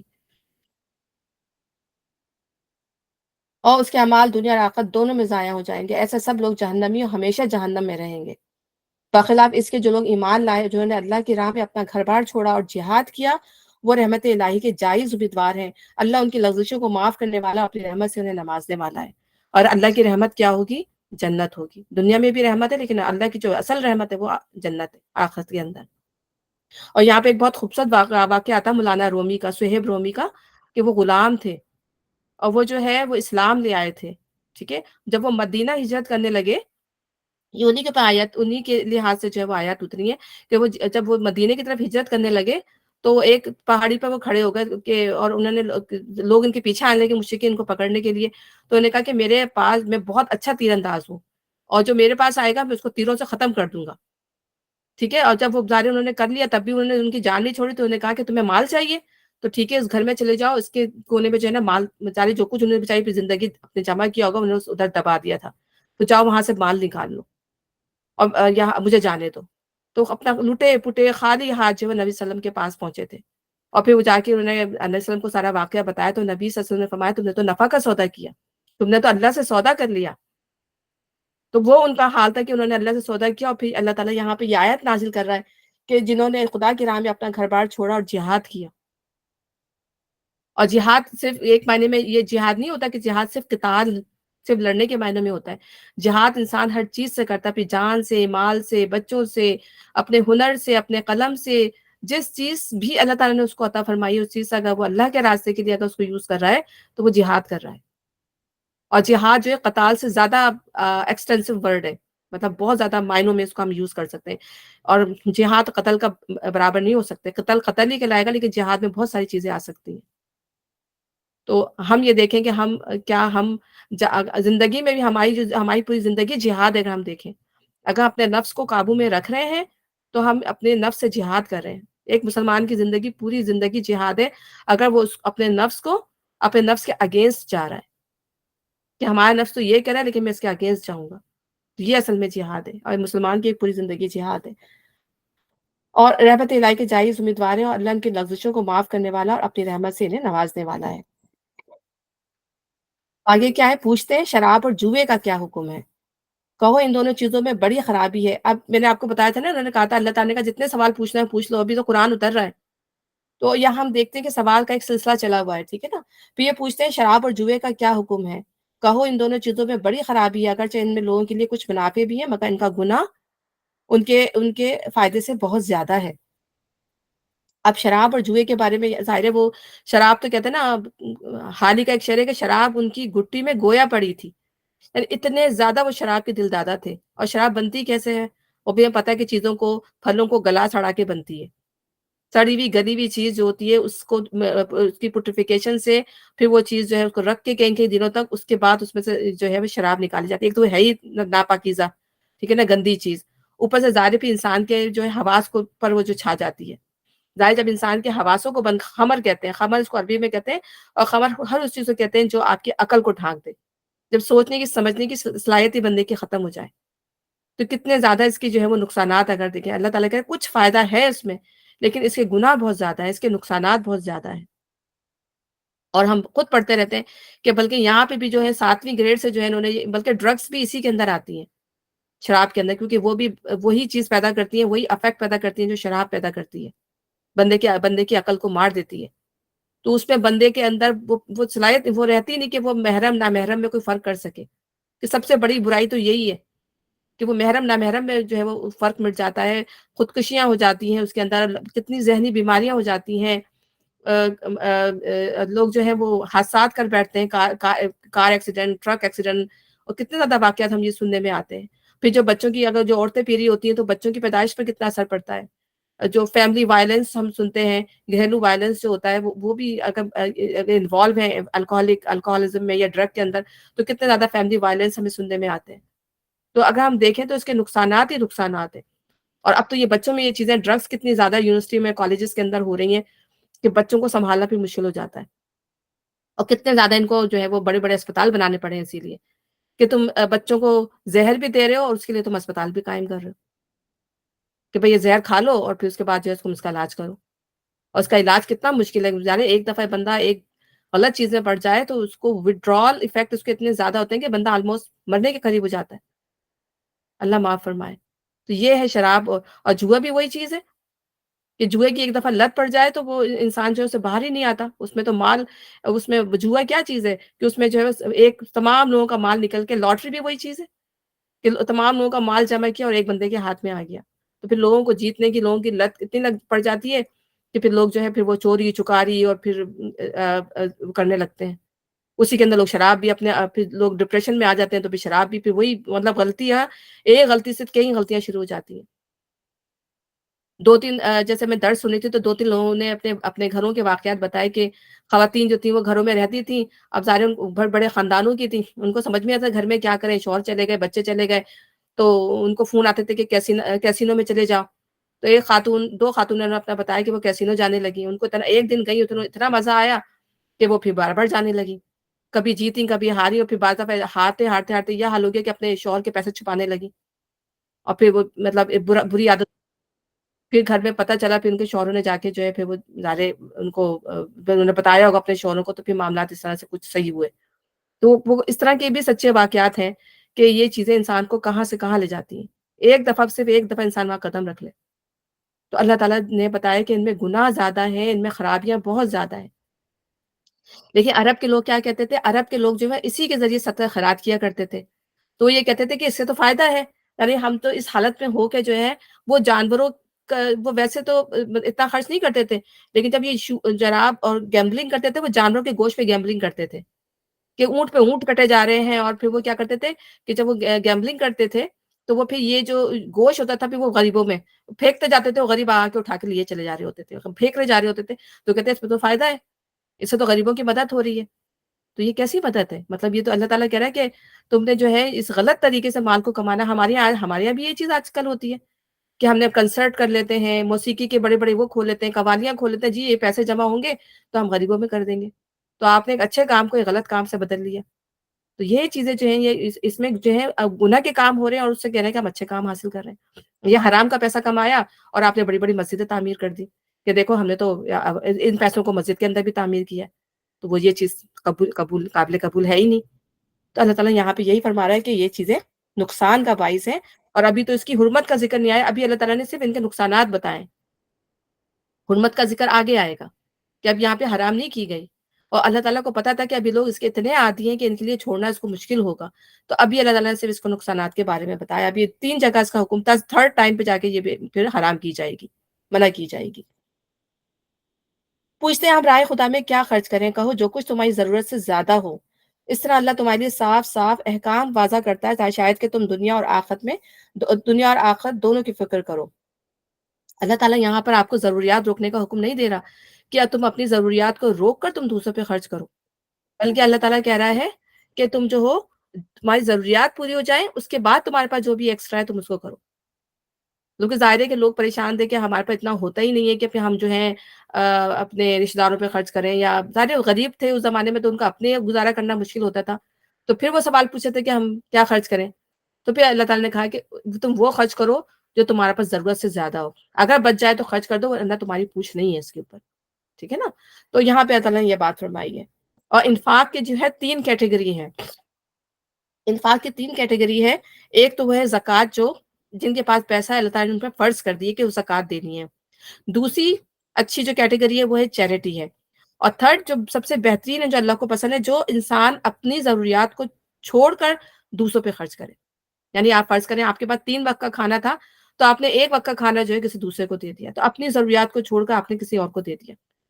تو اللہ تعالیٰ کو مطلب یہ کہ یہ احسان کے درجے پہ، یہ نہیں کہ جو لیکن اللہ تعالیٰ تقاضا نہیں کرتا اس کا، یہ تمہیں کرنا ہی کرنا، لیکن ہاں جو شخص جو ہے احسان کے درجے پہ، یا جو شخص جو اللہ کو خوش کرنا چاہتا ہے، تو یہ ایسی کیٹیگری اللہ تعالیٰ کو ہر حال میں ظاہر محبوب ہے کہ تو اپنی ضرورت کو تم بالائے طاق رکھ کے دوسروں کی مدد کر دو۔ یہ کام جو ہے وہ اللہ تعالیٰ نے انصار نے کیا تھا، اور انصار کی جو اللہ تعالیٰ نے بہت زیادہ قرآن کے اندر تعریف فرمائی ہے کہ وہ اپنے جان کو پر مشکل سہ کر جو ہے وہ دوسروں کی، یعنی کہ انہوں نے مہاجرین کی اتنی زیادہ مدد کی تھی کہ وہ خود مشکل کا شکار تھا، لیکن انہوں نے مہاجرین کو جو ہے وہ اپنے گھروں میں بسایا تھا، ان کے لیے مال سے، اپنی جان سے، اپنے باغات سے، جو بھی ان کے پاس تھا انہوں نے ان کی مدد کی تھی۔ تو اللہ تعالیٰ نے قرآن میں ان کی بہترین تعریف کی۔ پوچھتے ہیں یتیموں کے ساتھ کیا معاملہ کیا جائے؟ کہو جس طرز عمل میں ان کے لیے بھلائی ہو وہی اختیار کرنا بہتر ہے۔ اگر تم اپنا ان کا خرچ اور رہنا سہنا مشترک رکھو تو اس میں کوئی مذائقہ نہیں، آخر تمہارے بھائی بندی تو ہیں۔ برائی کرنے والے اور بھلائی کرنے والے دونوں کا حال اللہ پر روشن ہے۔ اللہ چاہتا تو اس معاملے پر تم پر سختی کرتا، مگر وہ صاحب اختیار ہونے کے ساتھ ساتھ صاحب حکمت بھی ہے۔ یعنی یتیموں کے ساتھ معاملہ ان گھروں میں جن کے جو کمبائن فیملی میں موسٹلی ایسا ہی ہوتا ہے، جو کمبائن فیملی میں رہ رہے ہوتے ہیں، چچا تایا کا کسی کا انتقال ہو گیا اور بچے جو ہیں یتیم ہیں، چھوٹے ہیں، تو اب لوگ پوچھتے تھے کہ ان کے ساتھ کیا معاملہ کیا جائے۔ یا ایسے بھی بچے ہوتے تھے وہاں اس زمانے میں، جنگوں میں ظاہر بچے یتیم ہو جاتے تھے، لڑتے تھے لوگ، وہاں پہ شہید ہو گئے، تو ظاہر خوف ہوتا تھا کہ اگر ہم نے ان کا مال کھا لیا یا ہمارے ساتھ کوئی زیادتی ہوگی تو کیا ہوگا۔ تو اللہ تعالیٰ نے ان پر پھر بار ہلکا کر دیا۔ اللہ تعالیٰ نے کہا کہ تم ان کا مال اپنے مال کے ساتھ ملا کے رکھ سکتے ہو، لیکن ایسا نہ ہو، اور ہم اور جگہ بھی پڑھیں گے کہ جلدی جلدی کھانے لگو، کہ ایسا نہ ہو کہ وہ بڑے ہو جائیں اور ہمیں ان کا مال دینا پڑے۔ تو ایسا بھی نہیں کرنا، بلکہ یہ کہ اگر ایک ضرورت مند شخص ہے اور وہ کہتا ہے میں اپنا گزارا کیسے کروں گا، پھر یہ یتیم بچے بھی ہیں، تو پھر یہ کہ اگر ان کے باپ نے کوئی پراپرٹی چھوڑی ہے تو آپ اس میں سے اس طرح خرچ کریں کہ پھر ان پہ بھی خرچ کریں اور اپنے پر بھی اگر آپ خرچ کر سکتے ہیں تو کریں، لیکن یہ کہ ایسا نہ ہو کہ زبردستی سارا مال ان کا آپ ہڑپ کر جائیں، ٹھیک ہے نا؟ اور اللہ تعالیٰ کہہ رہا اگر اللہ چاہتا تو سختی کر سکتا تھا، یعنی اللہ کہتے ہیں کہ نہیں، تمہیں ان کی ہر چیز الگ رکھنی ہے، تمہیں ان کا ہر حساب کتاب ہے، تم مشکل میں پڑ جاتے کہ تمہیں ان کو ان کے لحاظ سے جو چیز لانی ہے تم ان کی الگ لا کے رکھو گے، دودھ لانا ہے تو الگ لاؤ گے، یہ کرو گے۔ تو اللہ تعالیٰ نے ایسا کوئی برڈن نہیں ڈالا، ٹھیک ہے نا؟ تو اللہ تعالیٰ لوگوں پر آسانی کا معاملہ کرتا ہے، مشکل کا معاملہ نہیں کرتا۔ اس پر بھی اب لوگوں کا ٹیسٹ ہے کہ اس پر بھی لوگ پھر کیا کرتے ہیں، اس پر بھی لوگ جو ہے یتیموں کا مال ہڑپ کر جاتے ہیں۔ ہم دیکھتے ہیں کہ ہمارے یہاں اکثریت کا حال یہی ہے، بہت کم لوگ ہیں جو اللہ سے ڈرنے والے ہیں، اللہ سے ڈر کے معاملات کرتے ہیں۔ زیادہ تر لوگ کہتے ہیں کہ ہم کھا ہی لیں یا ہم لے ہی لیں کسی نہ کسی طرح، کیونکہ شیطان تو راستے میں بیٹھا ہوا ہے۔ تو اللہ تعالیٰ جاننے والا ہے۔ پھر آگے اللہ تعالیٰ پھر یہاں بتا رہے ہیں کہ تم مشرک عورتوں سے ہرگز نکاح نہ کرنا جب تک کہ وہ ایمان نہ لے آئے۔ ایک مومن لونڈی مشرک شریف ذاتی سے بہتر ہے، اگرچہ وہ تمہیں بہت پسند ہو۔ اپنی عورتوں کے نکاح مشرک مردوں سے کبھی نہ کرنا جب تک کہ وہ ایمان نہ لائے۔ ایک مومن غلام مشرک شریف سے بہتر ہے اگر وہ تمہیں بہت پسند ہو۔ یہ لوگ تمہیں آگ کی طرف بلاتے ہیں، اللہ اپنے حسن سے تم کو جنت اور مغفرت کی طرف بلاتا ہے۔ یعنی مشرک عورتوں سے حرکت نکاح نہیں کرنا۔ مشرک اور مشرک مرد اور مشرک عورتیں یہ نجاست ہے۔ اور یہ کون مشرک ہے؟ یہ وہ مشرک ہیں جو اللہ کے سوا دوسروں کو پکارتے ہیں، جو آئیڈل پرستی کرتے ہیں، جو اپنے ریلیجن کو ایز اے مشرک، یعنی ہندو ہیں جو بدھزم کو مانتے ہیں، جو لادینیت کو مانتے ہیں، اس طرح کے لوگ۔ تو یہاں پہ اللہ تعالیٰ نے صاف منع کر دیا، آپ کوئی مسلمان کسی ہندو عورت سے ہمارے یہاں تو اب جو بچے بڑے ہو رہے ہیں آگے آگے، اگر ان میں دین کی اصلاح نہیں کی جائے گی تو ہم نے ایسے واقعات سنے ہیں کہ وہ جو ہے ہندو عورتوں سے شادی کر لیتے ہیں، یا ہندو مرد مسلمان عورتوں سے شادی کرنے ہیں، مطلب دین کی وہ تمیز اور تفریق رہی نہیں ہے۔ اب آپ دیکھیں نام بھی مسلمان والے ہوں گے تو پتہ چلتا ہے کہ ان کے سارا رہن سہن، ان کا کھانا پینا، وہ حرام بھی کھا رہے ہوں گے، سب کچھ کھا رہے ہوں گے، صرف نام ان کے ساتھ لگا ہوتا ہے۔ تو بڑی حیرانی ہوتی ہے، بعض دفعہ میں اسکولوں میں جاتی ہوں، میں دیکھتی ہوں کہ نام تو مسلمانوں والے ہیں لیکن کام سارے وہی ہو رہے ہیں۔ تو وہ مطلب اپنی آئندہ آنے والوں کی ہمیں نسلوں کی فکر کرنی چاہیے۔ تو یہ وہ نسلیں ہوں گی جب شروع میں پیرنٹس مسلمان ہوں گے، آگے انہوں نے ظاہر نسلیں آئیں انہوں نے کوئی کیئر نہیں کی تو وہ صرف نام مسلمان رہ گئے، باقی ساری جو حالتیں ان کی وہی ہو گئی. تو اب وہ ان کے لیے برابر ہے کہ وہ مشرک مردوں سے شادی کریں نہ کریں، ان کے لیے برابر ہے، کھائیں حرام کھائیں یا حلال کھائیں ان کے لیے برابر ہے. تو یہاں پر اللہ تعالیٰ ہمیں ایک قانون دے رہا ہے کہ مشرک مرد اور مشرک عورتوں سے ہرگز شادی نہیں کرنا. مسلمان، کیونکہ یہ جو ہے شرک کی نجاست ہے، اور شرک کی نجاست جو ہے وہ عام نجاست سے بھی بڑھ کر ہوتی ہے، یعنی روحانی نجاست جسے آپ کہہ لیں کہ اللہ کے ساتھ کسی کو شریک کرنا، اللہ کو ایک نہ ماننا، رسول کو نہ ماننا، کتابوں کو نہ ماننا. اور پھر مشرک، اللہ تعالیٰ کہہ رہا ہے کہ اگر مشرک ایک مومن غلام بھی مل جائے تو وہ بہتر ہے ایک مومن عورت کے لیے. اور اسی طرح مومن لونڈی جو ہے بہتر ہے ایک مومن مرد کے لیے. یعنی اس کا درجہ کئی گنا، مطلب بہت زیادہ ہے، گنا بھی نہیں، بہت زیادہ ہے اس کے مقابلے میں جو مشرک مرد اور مشرک عورت ہے، چاہے وہ کتنے ہی تمہیں خوبصورت لگے، کتنے ہی مالدار ہوں. یہاں اللہ تعالیٰ نے اس کا کلا کما کر دیا کہ یہ بات تو سوچنا بھی نہیں. اور اللہ تعالیٰ کہہ رہے ہیں یہ لوگ تو آگ کی طرف بلاتے ہیں، بیسیکلی ظاہر یہ آگ ہی ہے جس کی طرف یہ بلا رہے ہیں، غلط چیز کی طرف. اور اللہ اپنے اذن سے تم کو جنت و مغفرت کی طرف بلاتا ہے، اور وہ احکام واضح طور پر لوگوں کے سامنے بیان کرتا ہے. توقع ہے کہ وہ سبق لیں گے اور نصیحت قبول کریں گے. پھر پوچھتے ہیں کہ حیض کا کیا حکم ہے؟ کہو وہ ایک گندگی کی حالت ہے، اس میں عورتوں سے الگ رہو، اس کے قریب نہ جاؤ جب تک کہ وہ پاک صاف نہ ہو جائے. تو دیکھیں کتنے لوگوں کے دلوں میں جو سوال تھے، اور مسلمان وہ سوال جو ہے وہ لے کر آ رہے تھے نبی صلی اللہ علیہ وسلم کے پاس. تو پھر اللہ تعالیٰ نے یہاں بھی کہا کہ حیض جو ہے بیسیکلی گندگی کی حالت ہے. اب ہم دیکھتے ہیں کرسچنس کے اندر وہ اس حالت میں بھی اپنی عورتوں کے پاس چلے جاتے ہیں. ان کے اندر وہ، بلکہ میں نماز پڑھتی ہوں تو کبھی مطلب پیریڈس آتے ہیں تو میں پھر نہیں پڑھتی، تو کہتی ہیں کہ تم ابھی تو تم کانسٹنٹلی پڑھ رہی ہوتی ہو، پرے کر رہی ہوتی ہو، اب کیوں نہیں پڑھ رہی ہو؟ تو میں نے کہا کہ اس میں جو ہے یہ جو ہے ہمارے لیے گندگی کی حالت ہے، ہم اس میں نماز نہیں پڑھ سکتے، ہمارے لیے کوئی بھی عبادت اس کے اندر جائز نہیں ہے. ٹھیک ہے نا، ہم روزہ بھی نہیں رکھ سکتے اس کے اندر، ہم نماز بھی نہیں پڑھ سکتے، ہم اپنے ہسبینڈس کے پاس بھی نہیں جا سکتے. میں نے سمجھایا اس کو کہ ہمارے یہاں تو ہر چیز کی اجازت ہے، ہم تو کر سکتے ہیں، ہم تو عبادت بھی کرتے ہیں، ہم یہ بھی کر سکتے ہیں. تو میں نے کہا نہیں، ہمارے گاڈ نے، میں نے کہا تمہارا بھی ہے، تمہارے اندر بھی تھیں یہ چیزیں، لیکن اب تم نہ مانو وہ الگ بات ہے. عیسائیت کے اندر، یہودیت کے اندر بھی تمام چیزوں سے منع کیا گیا تھا، لیکن وہ اب نہیں مانتے، انہوں نے بدعت اور چیزیں نکال دی، چیزیں چینج کر دی، اپنی شریعت کو چینج کر دیا. تو واقعی یہ گندگی کی حالت ہے اس میں عورتوں سے، اور عورتوں سے صرف اس حالت میں، صرف اسی مطلب ہم عورتوں سے ملاقات نہیں کریں گے، نہ مرد نہ عورتیں مرد سے ملاقات کریں گی، لیکن باقی تمام کام چلتے رہیں گے. آپ ملیں جلیں ان سے، بات کریں، سارے معاملات اللہ تعالیٰ نے کیے، لیکن صرف ایک راستہ جس کو اللہ نے منع کیا، بس وہ اللہ تعالیٰ نے منع کیا، یہ گندگی کی حالت ہے، اس وقت نہیں جانا جب تک کہ وہ پاک صاف نہ ہو جائیں. ولا تقربوهن حتى يطهرن فاذا تطهرن فاتوهن.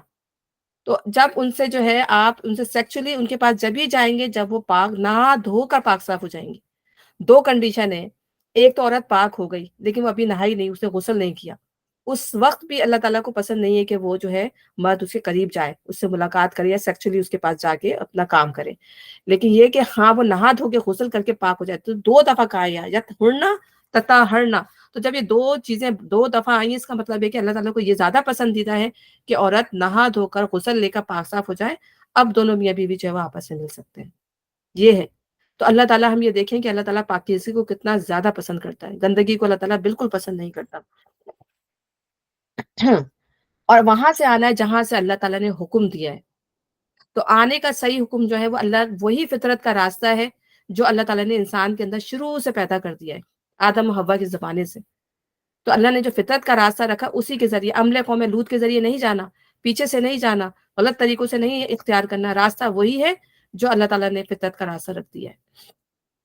اور پھر اس میں اللہ تعالیٰ نے کہا ہے کہ جانے کے بعد اپنی کھیتی کی پرواہ کرنا ہے، اپنے مستقبل کی پرواہ کرنا ہے. ٹھیک ہے نا. تو اس میں یہ ہے کہ ایسا نہیں ہے کہ عورتوں کو صرف اسی مقصد کے لیے یوز کرو، پھر تمہارا کوئی مقصد نہ ہو، صرف لطف حاصل کرنا ہو، صرف تمہاری زندگی کا یہی مقصد ہو، پھر یہی مقصد نہیں ہونا چاہیے کہ تم نے اپنی زندگی صرف اس لیے کر دی کہ عورتوں سے شادی تم اس لیے کرتے ہو کہ ہمیں صرف ایک لطف لینا ہے. اللہ تعالیٰ کہ اپنے مستقبل کی فکر بھی کرو. تو دنیا کے دوسرے کاموں میں بھی تمہیں انوالو ہونا ہے. نمازوں کا ٹائم آئے تو نمازیں بھی پڑھنی ہے، زکوٰۃ، جیسے روزوں میں کہا کہ اپنی عورتوں کے پاس نہ جاؤ، روزوں کے اندر ان سے فرینڈ رہو، روزہ جو پورا دن ہے روزے کا. تو وہ جو حلال چیزیں اس وقت بھی اللہ تعالیٰ نے حرام کر دی، تو جو اللہ تعالیٰ نے منع کی ہے اس وقت تمہیں اپنے عورتوں سے علیحدہ رہنا ہے. ٹھیک ہے نا. جو جائز چیزیں بھی اللہ تعالیٰ نے اس وقت حرام کر دی ہیں، لیکن یہ کہ ہاں جب جو اللہ نے راستہ دیا ہے اس کے مطابق تمہیں جو اپنی بیویوں سے ملنا ہے. اور اللہ کی ناراضگی سے بچو، ٹھیک ہے؟ اور خوب جان لو کہ تمہیں ایک دن اس سے ملنا ہے، اور اے نبی جو تمہاری ہدایت کو مان لیں انہیں فلاح و سعادت کا مزہ سنا دو۔ پھر یہاں پہ یہ بھی بتا دیا جانا ہے کہ تمہاری جو وہ کھیتیاں ہیں، کھیتیوں میں ایک جیسے ایک وہ ہوتا ہے نا، کسان جو ہے کس طرح جاتا ہے، وہ جائے گا بڑے پیار سے جو ہے وہ اس کے اندر ہل چلائے گا، اس میں بیج بوئے گا، پورے سال اس کی جو ہے وہ حفاظت کرے گا، ٹھیک ہے نا، دن رات اس کے اوپر کوشش کرے گا۔ تو اسی طرح جو ہے مرد اور عورت کا تعلق بھی ہے کہ عورتیں جو ہے وہ کھیتیاں ہیں، اور اس میں جو ہے اور مرد کو عورت کی ہر چیز کا خیال کرنا پڑے گا، اس کے جذبات کا بھی، اس کی خواہشات کا بھی، ٹھیک ہے نا، اس کی جسمانی صحت کا بھی، ٹھیک ہے۔ عورت کو صرف ایک مقصد کے لیے یوز نہیں کرے گا وہ، پھر دیکھے گا کہ اس کو کب کب ضرورت ہے کب نہیں ہے، اسی لحاظ سے جو وہ عورت اور مرد کو دونوں کو باہمی رضامندی سے ایک دوسرے سے ملنا چاہیے۔ مرد عورت کے اوپر بھی یہ جائز نہیں کہ وہ ہر وقت مرد کو منع کرتے، اور مرد کے اوپر بھی یہ جائز نہیں ہے کہ ہر وقت وہ عورت کو اس چیز کے لیے زور زبردستی کرے، ٹھیک ہے نا۔ پھر دوسری چیز اللہ تعالیٰ نے کہا ہے کہ اس میں اپنے مستقبل کی فکر کرو، یعنی اپنی اولاد کی فکر کرو۔ تو بعض دفعہ کیا ہوتا ہے کہ صرف انسان جو ہے لذت کے لیے شادی کر لیتا ہے، انہیں اولاد کی پرواہ نہیں ہوتی ہے، نہ ہو سکتا سم ٹائم عورتیں چاہتی ہیں نہیں نہیں میں تو اس جھنجھٹ سے بچ ہی رہوں تو اچھا ہے، بعض دفعہ مرد چاہتے ہیں نہیں ہم اولاد بیچ میں آ جائے گی تو پھر ہم مزے نہیں کر سکیں گے۔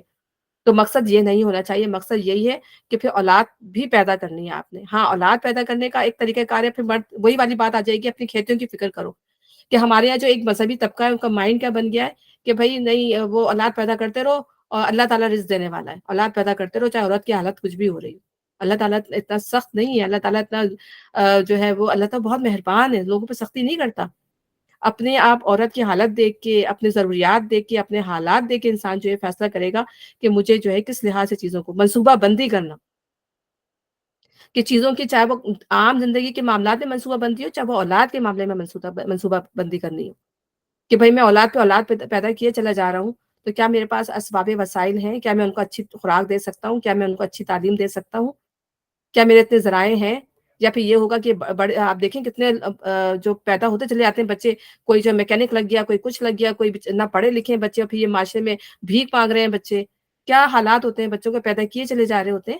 تو اللہ تعالیٰ نے ایک طرز عمل بتایا ہے، ایک منصوبے کے تحت آپ نے کرنے ہیں بچے، لیکن اس میں آپ نے ہر چیز کو مد نظر رکھنا ہوگا، عورت کی صحت کو بھی مد نظر رکھنا ہوگا، اپنے حالات کو بھی مد نظر رکھنا ہوگا، اور اسی لحاظ سے جو ہے کرنا ہے۔ اولاد کو پیدا کرنے سے منع نہیں کیا گیا، کتنی بھی کریں، لیکن اپنے حالات اور اپنے اس کو دیکھ کے آپ نے کرنا ہے یہ چیز۔